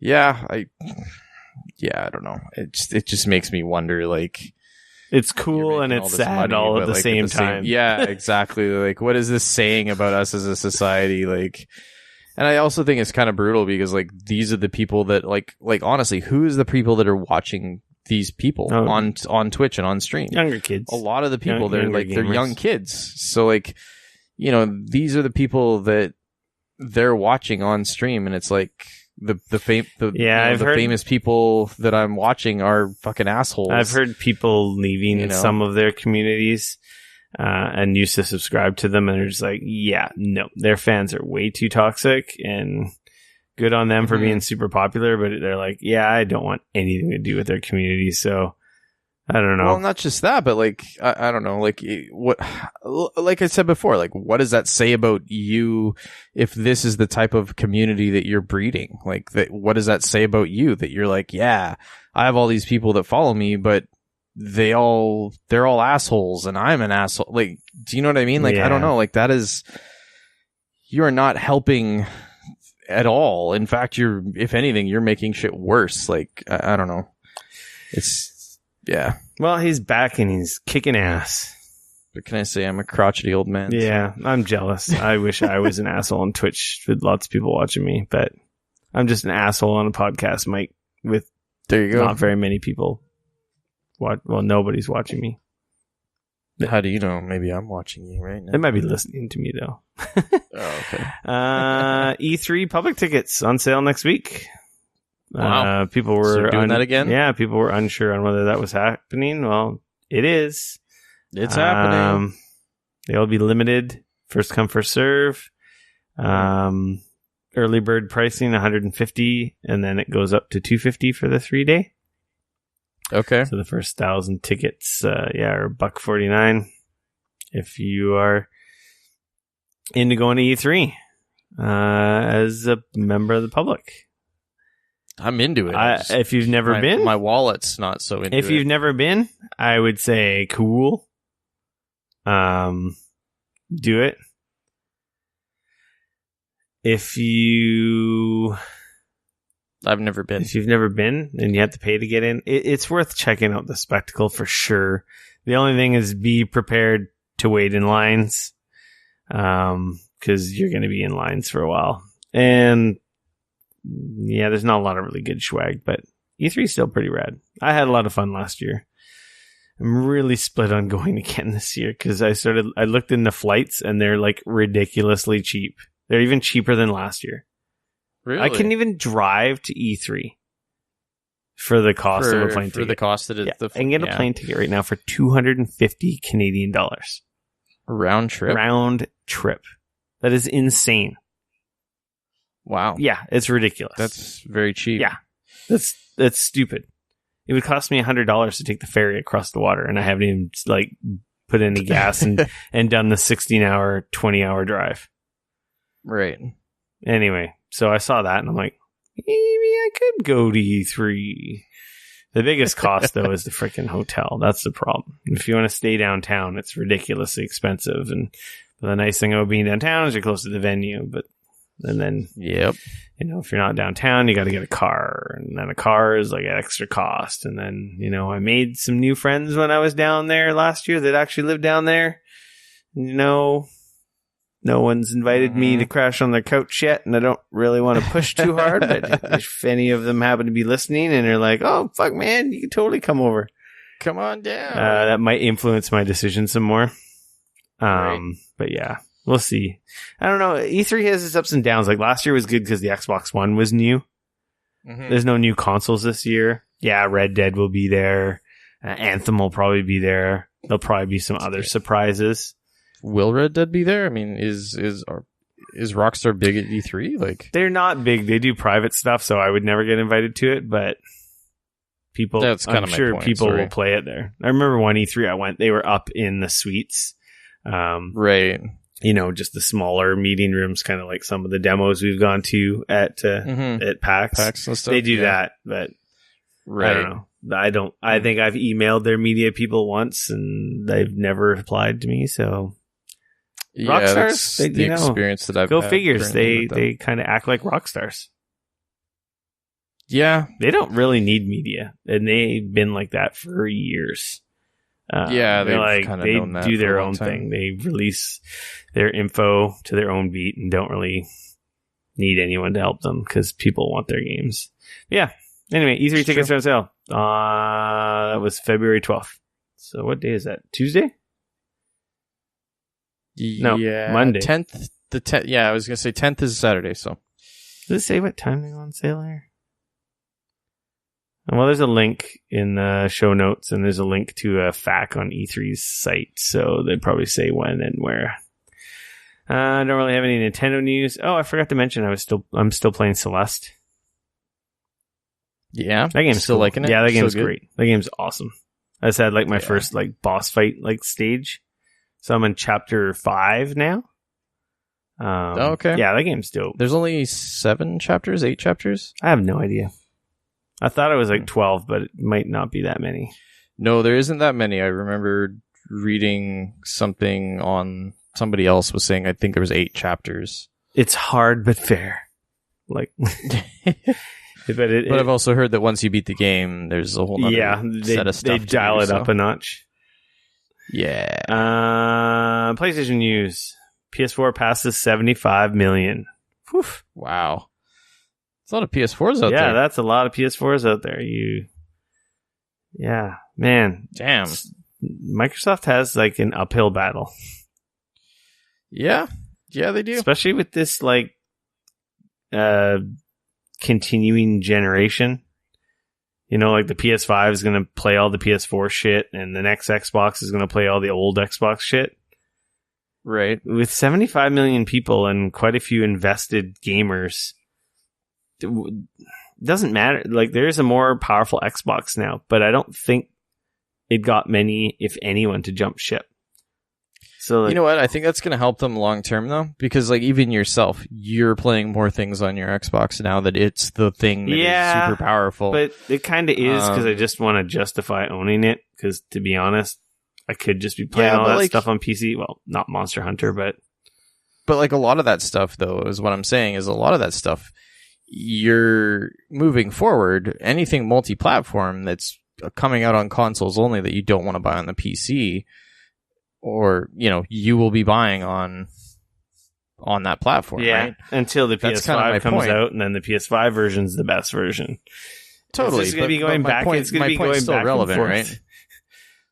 So they've got an uphill battle. If this Game Pass thing does really well, I could see them potentially making up a huge amount of ground with that.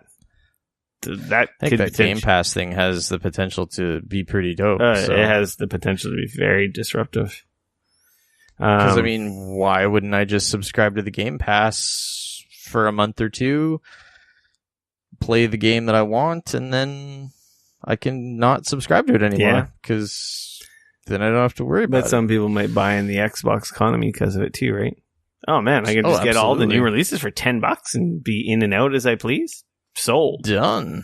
Yeah. Don't have to deal with any BS? Yeah. Also, as part of this announcement, Kaz Hirai is stepping down as the CEO of Sony. He's like, I'm good. I'm out. Drop the mic. It's kind of like a real changing of the guard happening over at Sony right now, eh? Yeah, he's been around for a while. Dude, he was the one. So he's been with Sony since the beginning of the PlayStation. He was the head of the Sony Entertainment America back in when they launched the PlayStation brand. And then from there, when they rolled it all in under Sony Computer Entertainment International and they got rid of the America and the other one, that's when he became head of PlayStation as a whole. And then a few years ago, he became that's when he became the CEO of the entire company of Sony. So like, this is huge. Like it's a really big thing. Like that's happening. To see him going, Andrew House is gone. Andrew House is gone now. Like that's some. Like I said, it's a big changing of the guard over there. What was the other guy who left a couple of years ago, which drawing a blank? Oh, Gio's still there. The guy who did all the E3 shit. Oh man, I know exactly who you're talking about. It's like right on the tip of my tongue. Not Weasley, whiny, high voice. Jack Trenton. Jack Trenton. Jack Trenton left. Was a pretty big departure. He was running Sony for a while. Yep. So no, it's like I said. There's these guys that have been with the company for a very long time, and to see them kind of exiting is kind of interesting. So, what is Jack Trenton doing now? I'm not sure. I wonder. And Andrew House hasn't announced what he's doing, right? I think Andrew House is stepping away to be a family man and to kind of relax a little bit for a while.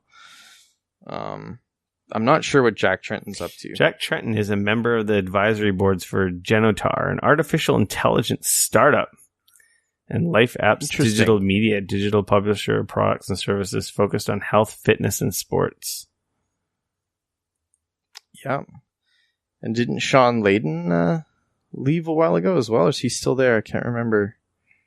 No, he's still there. No, he's still head of the Sony Interactive Entertainment. So, but it's interesting. I'll be very curious to sort of see where Sony goes in the next little while here. You know, having Kaz Hirai step down. Yeah, well, like all these guys CFO step in. They're all leaving while Sony's on top, so it looks pretty good on their damn resumes to go take over other companies. Well, Sony's kind of on top. Sony's in a weird spot because their PlayStation business killing it. PlayStation other businesses not so much. Totally. Their PlayStation business is destroying. Their TV business is doing pretty good. Their mobile division they need to figure their shit out in that division. Whoever's running that one needs to their designs are amazing. The software is great, but them doing this whole releasing 2 like really good handsets a year, I think is a dumb fucking idea. I think they need to drop it back to release 1 major handset a year, just like everybody else does.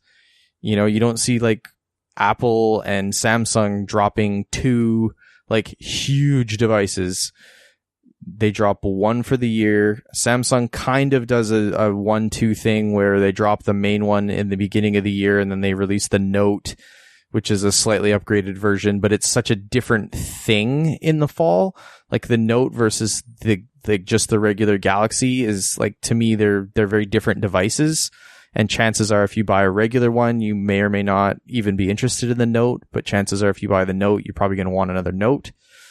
But like right now, Sony is announcing and releasing 2 like incredible handsets a year. They release or they announce 1 in the spring, and then they announce and release another one in the fall.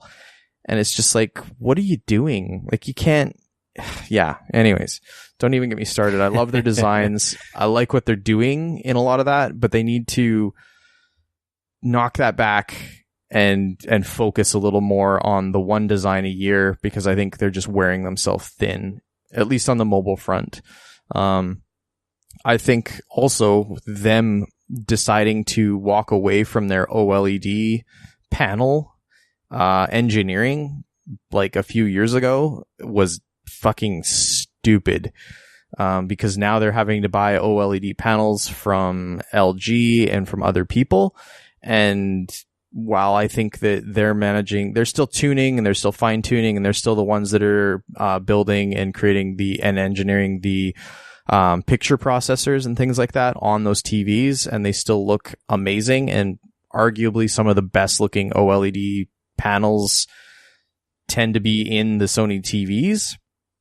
I think that if they would have been actually engineering and building them themselves, I think it's a way smarter to be vertically integrated like that, and then you can quality control and so on and so forth. Yeah. And I think that that's going to be one of those things, because now they're just using the same panels as everybody else. LG's using them, they're using them. Obviously Samsung's not, because they have their own. Yeah. But like LG is like the panel that's like in everything that isn't a Samsung, basically. Pretty much. Yeah, and then you've got like one other manufacturer from like China that's a no name that everybody else just like rebrands, you know, Hisense and all those other companies. Yeah.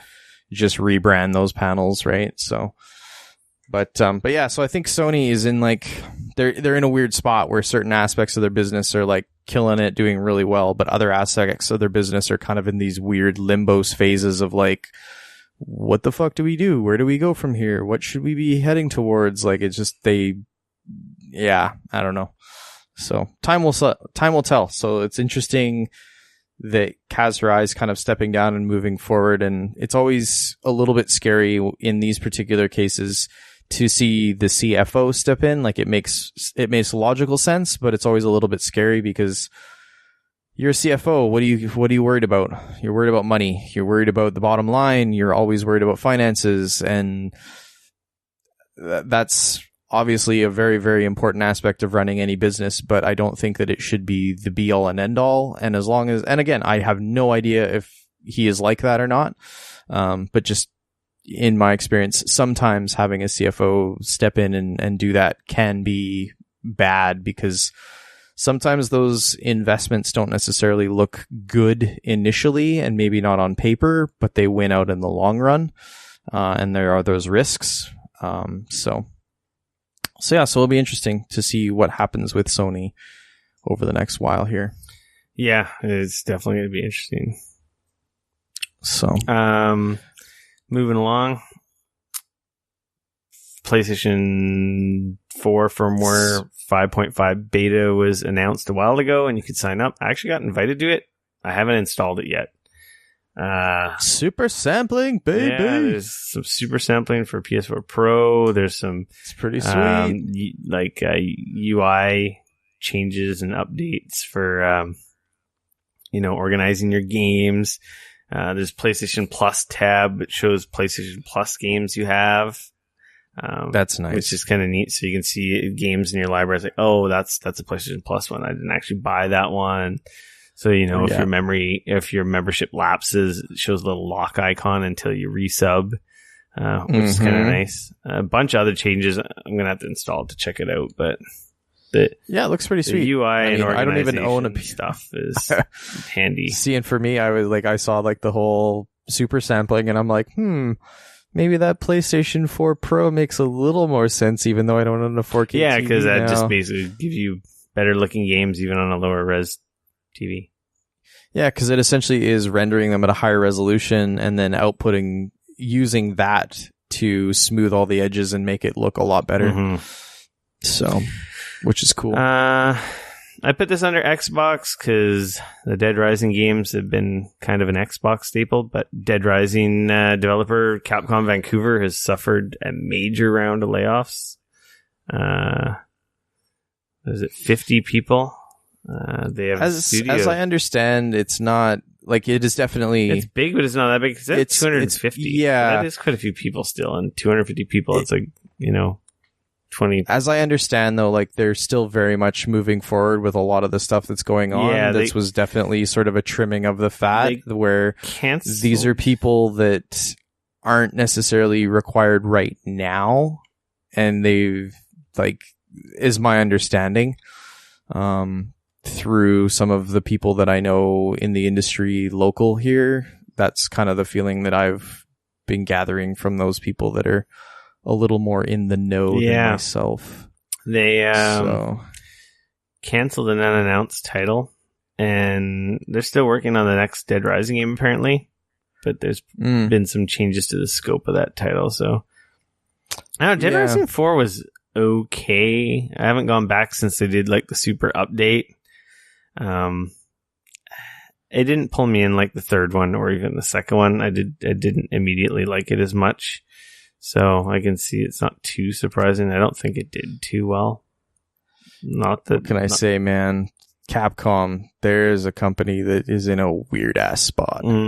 Yep. Well, they need to figure their shit out. Like what? Like, oh man. Well, yes and no. They're killing it now with Monster Hunter. Resident Evil 7 was amazing. Like they've had 2 giant hits, but then they fumbled Street Fighter. Resident Evil 7 was a year ago though. Yeah, they fumbled Street Fighter 5 so hard, and then Dead Rising was like on an upward trajectory, and now it's kind of like meh.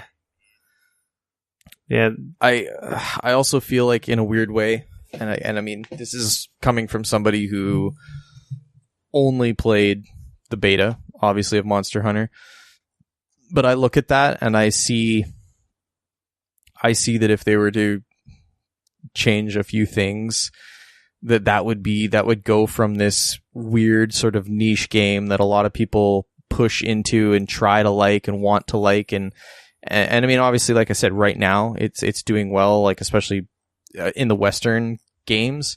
But I feel like if they made a few changes to that game, man, it would be fucking gangbusters. Yeah, well, and I don't mean that from a like, if you're into Monster Hunter, this is the best Monster Hunter yet. If you don't like Monster Hunter, this is probably not for you.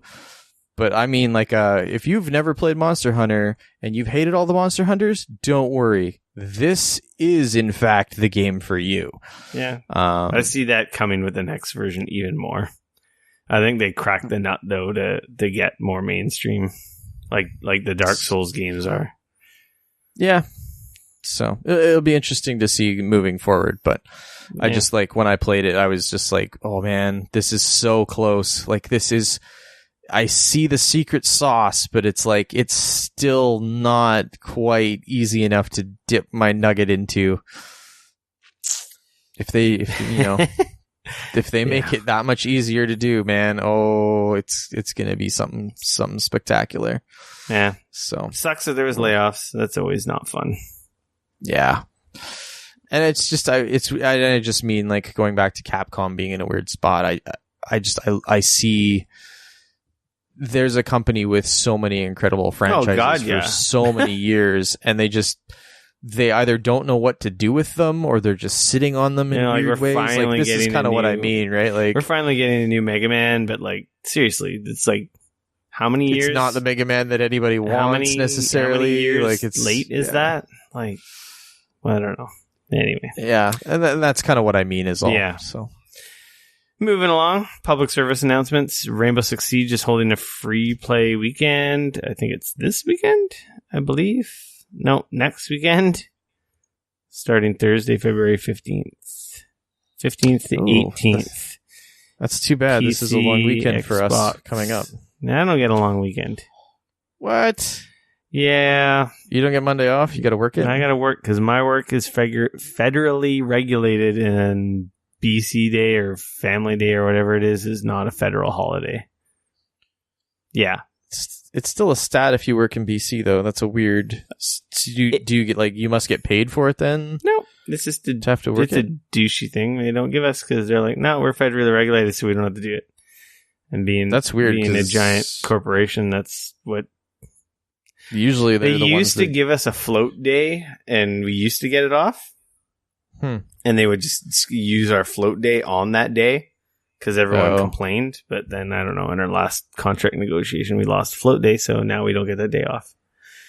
Well, we could take it off. I could use a personal day. I can use a vacation day, but it's like, yeah, it does kind of suck. It's kind of annoying. Well, I will be playing video games. I will be working. Boo. I'll text you a photo of me playing video games on Monday. Free for all. Yeah. Game of Thrones creators are producing a new series of Star Wars films. They're just like handing out trilogies left, right, and center. I'm not sure if that's a good thing or not yet. Well, Game of Thrones is pretty dope, so I'm going to go with this will probably be even better than the other trilogy that's potentially getting made. Because I really like Game of Thrones. But yeah. we're going to be getting into this, like, we're definitely on the fast track to Star Wars fatigue, like we are in the middle of superhero fatigue. Even though I've really loved, like, the last 3 superhero movies I've seen. But at the same time, it's like, there's like 4 or 5 superhero movies a year. We're going to be getting like 2 or 3 Star Wars movies a year. The rate they're going. Not just that, but that you also have to remember that they haven't even started kicking in the TV shows and all that shit yet either. Yeah. Which we know are already coming. Like, they've told us, like, oh yeah, we're going to do a Star Wars TV show and it's going to be about this. And, yeah, I don't know. It excites me because these guys have done so well with Game of Thrones. That could be pretty rad and quite different than anything else we've seen in the Star Wars universe. So I think it all depends on how much of the reins, like, Disney is gonna, like, how much leash they're gonna give them on that is the real question. Yeah, true. Because I think that that's partly, like, they were really lucky because with Game of Thrones, they had a source material that was already hardcore as balls, that they didn't have to worry about offending anybody. They didn't have to worry about any of that. And they had a ton of source material to work with. And they essentially already had the story, which they were producing into a film. In this case, my understanding is that they're having to sort of create a story out of nothing. And that's some of the articles that I've been reading, a lot of people are very kind of nervous about because that's not necessarily what their strong suit from the Game of Thrones stuff has been. All the stuff that they've kind of had to come up with on their own has been kind of the weak stuff. All the stuff that was already there, then they were adapting, has been the really strong stuff. So a lot of people are kind of nervous that this could be... It has the potential to go one of two, either really awesome or really bad, but... the only 2 directions it can go. Yeah, pretty much. Yeah, but I don't know. I'm excited, but yeah, it's one of those that's... So we'll it's, see. Probably 3 years off until we see the first one. Well, it sounds like, because they still have to finish the final season of Game of Thrones. Yeah, which is next for year, one. which they're already filming, or they're filming now, or have already filmed. I think they're filming now. I think they're filming now. And then I thought they were doing... That's the other thing. Their other series has been shelved. Yeah, the one at HBO. The HBO one, yeah, Confederate. Yeah, A lot of people were not very happy with that movie, or the idea of that series.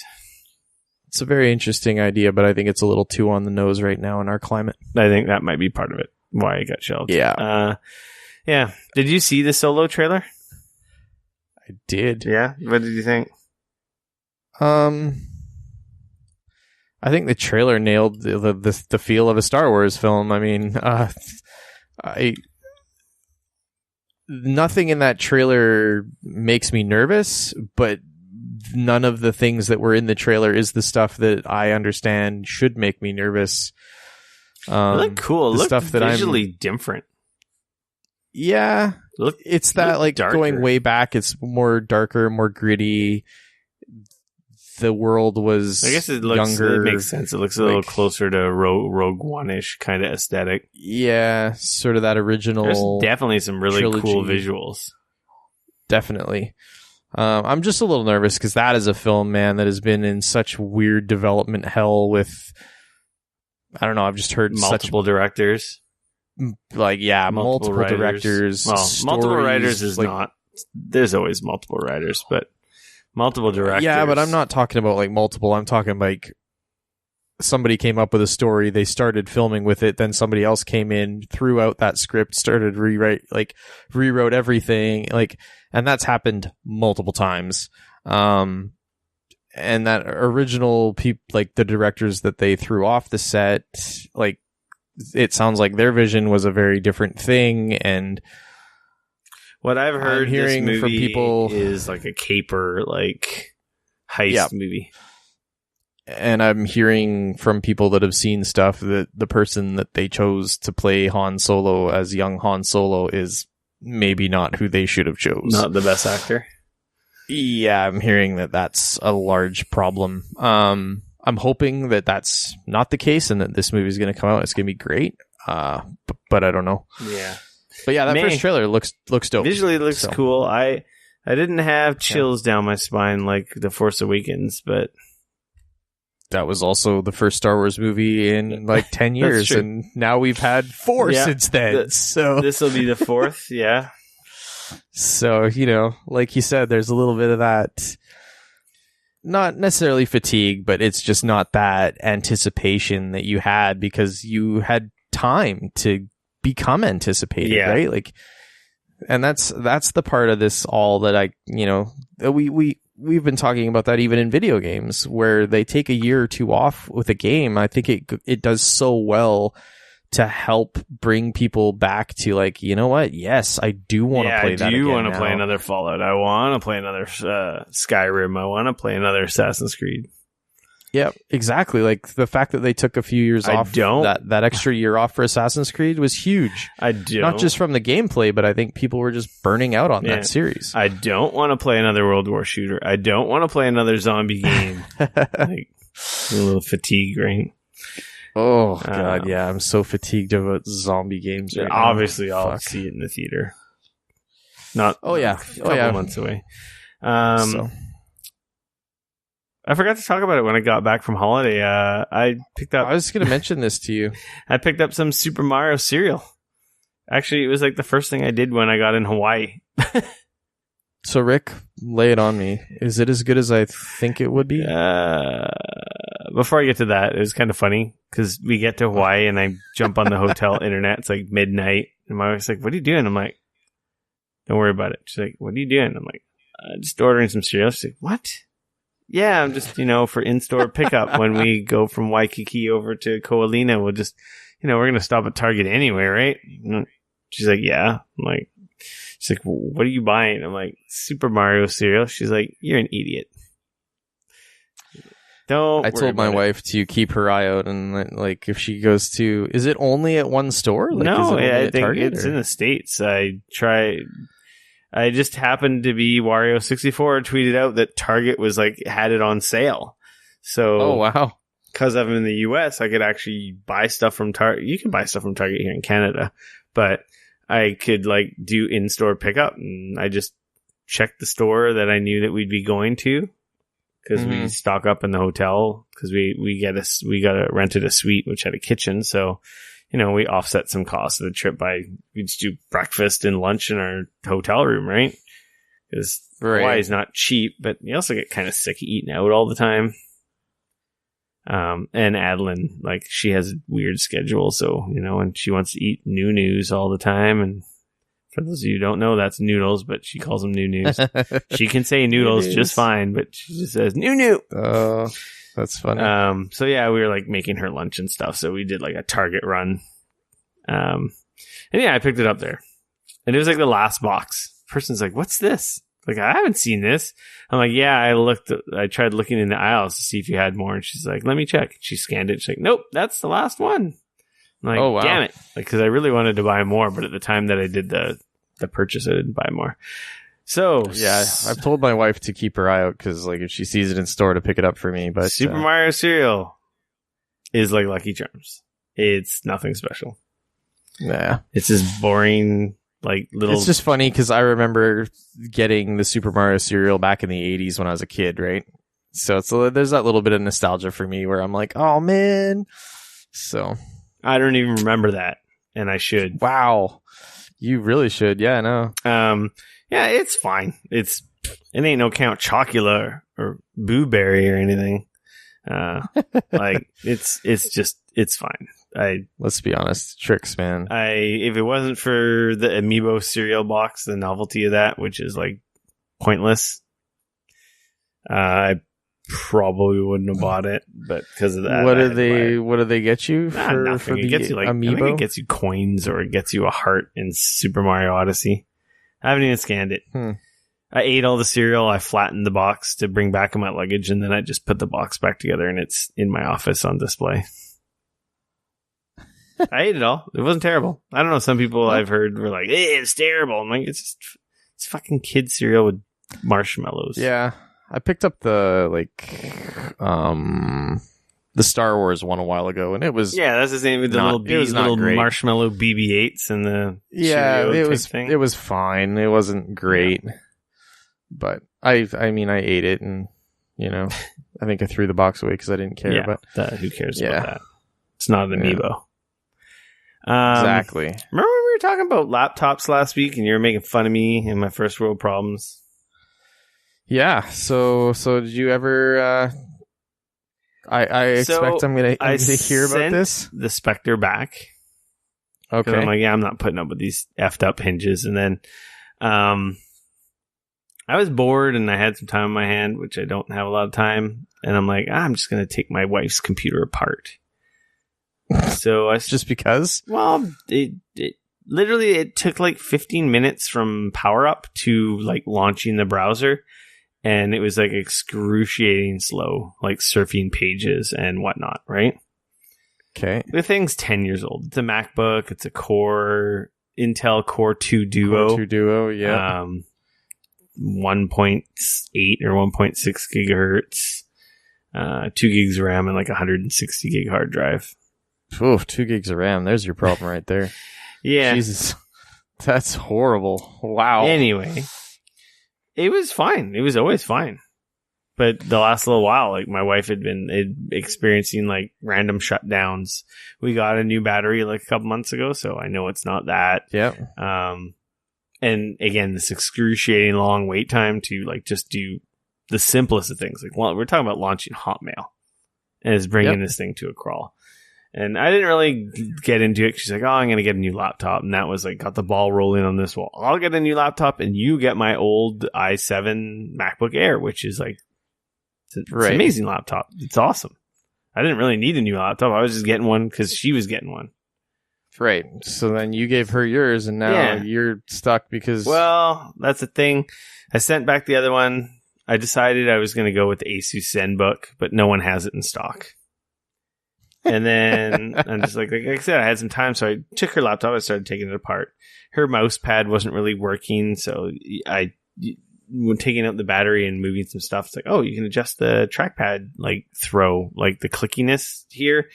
And I was playing with screws, and I'm like, you know what? I got a pile of old hard drives lying around. I'm just gonna throw a hard drive in this thing, not an SSD, just like a laptop, a newer hard drive. Actually, it was a hard drive from my PS4. Oh, wow. So not fast, but... No, not fast, but better than a 10-year-old laptop hard drive, which probably was... Well, it was the problem. I was going to say it's almost because after putting in the new problem. hard drive and doing a clean install, her machine's like brand new.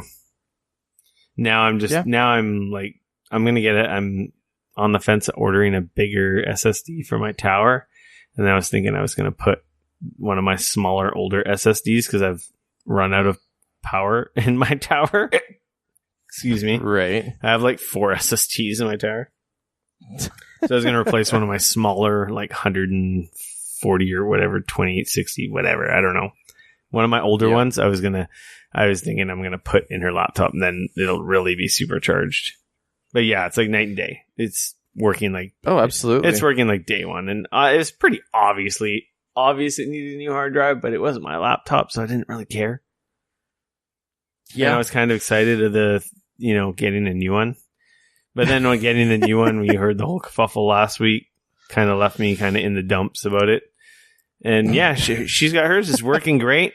And I got mine back, and I'm like, I don't really need a new laptop because I wasn't so happy with the other one, and this one is pretty fucking dope.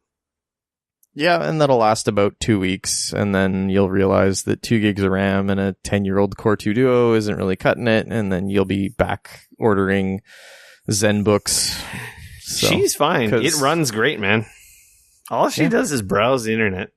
The thing is snappy. It's like brand new. So, like I said, I'm like, maybe you were lucky enough to have one of those old MacBooks that you can actually work on. Yeah, maybe I bought... Because those new ones, oh my god. Maybe. Yeah. Like this one you can take apart. It's not all filled with glue, so you can't do anything. Yeah, unlike my the one mistake I made with my MacBook Air, I only have 128 gig SSD in it. Not a huge mistake, but like I got 8 gigs. I got 8 gigs of RAM. Put a new one in it. The one thing I would like to do with my MacBook Air is I would like to put a 500 gig in it or something. Yeah, but whatever. Yeah, so she's happy, and I got my laptop, and it's running great. So, like, sweet. I saved $1,600 for now. Like I said, yeah. Who knows how much life I bought? Her laptop might still blow up. It is 10 years anybody old. that listens to the show is kind of like we're all going. Give it 2 weeks. No, I really don't have a desire to buy a new laptop. Yeah, my MacBook Air is dope. Like, it's fast. Fair enough. It's a good laptop. I edited the podcast on that puppy in the airport in Hawaii. Heck yeah. You edited that podcast in the car on the way to PAX too. No, we recorded. Yeah, and edited. I like my MacBook. Actually, I just looking at MacBooks and I was like, maybe if they update to the quad cores, because they haven't done a refresh in a while. Maybe you want to wait out for the 8 series if at this point. That's what I mean, because that's what the Spectre had, was the 8th generation quad core, right? Which is the new one, but the MacBooks, they're not on that yet, so I imagine that's going to be soon. If you can get them with the i7s, they're 6-core. They lag a little bit behind, when the new Intel stuff comes out. Yeah. So anyway, Dane, yo, I think we have a show. I think you're right. I gotta go kill some monsters, man. I gotta harvest their parts. You're gonna log into Ghost Recon Wildlands and see if you can kill the Predator. Yeah, that's not gonna happen. Actually, I might log into Destiny and get my clan rewards, because that's quick and easy. It's because it's almost bedtime. Yeah. You can follow me on Twitter at RickF, RICF. No K. You can always come bug me on Twitter at Dane Cody. At DAYNECODY. You can like us on Facebook at facebook.com/Geekoholics. Subscribe to us on YouTube at youtube.com/Geekoholics. Follow us on Twitter at Geekoholics. I think we're on the iHeartRadio app now. Really? Yeah, and I think in a week we're going to be in Spotify. That's pretty cool. Because now I could be on those services because we have dope-ass intro music provided by our friend John, which is, I got the link to his Twitter account. If anyone's looking for intro music or fun stuff like that, he's open for contract work. But yeah, because, he owns that music and he's given us the rights to use that music. We can safely be on these other platforms. Whereas, it was cool using video game intro and stuff. Music from games we were playing, but the only problem is That was getting me copyright strikes on YouTube. It was also a lot more work because I had to go find a song that I liked from something we were talking about. But then this way, it's like it's all our content. So no demonetization on YouTube and no potentially someone knocking on the door saying, hey, you used our music. Yes. Stop it. So yeah. All in all, means that we could be in more places to be put in your ear holes. That'd be interesting. I think being on Spotify, you could potentially play us on like other like Alexa and stuff like that. You could be like, yo, Alexa. I know what play me some Geekoholics Anonymous podcast. I haven't tried it with the Google Home, but because we're on Google Play, I think you could probably say, tell your Google Play. I'll have to test that. It'd be interesting. I wonder if that makes me wonder now because we are on Google Play as well. Yeah, I'm pretty sure it would work then. If Alexa understands what a Geekoholic is. She's pretty smart. You just have to tell her, play the Geekoholics Anonymous She told me how to cook a steak the other day. Yeah? Well, not she. Well, it is a she. But Google Home doesn't have a name, but it's a female voice. I always just thought it was Google. Google is just a she? It's all the Googles. Google's a woman? Yeah. Well, it makes sense. Women know everything. See? Ha. Anyway. Exactly. Until next week, we are out. Go play some games. Peace.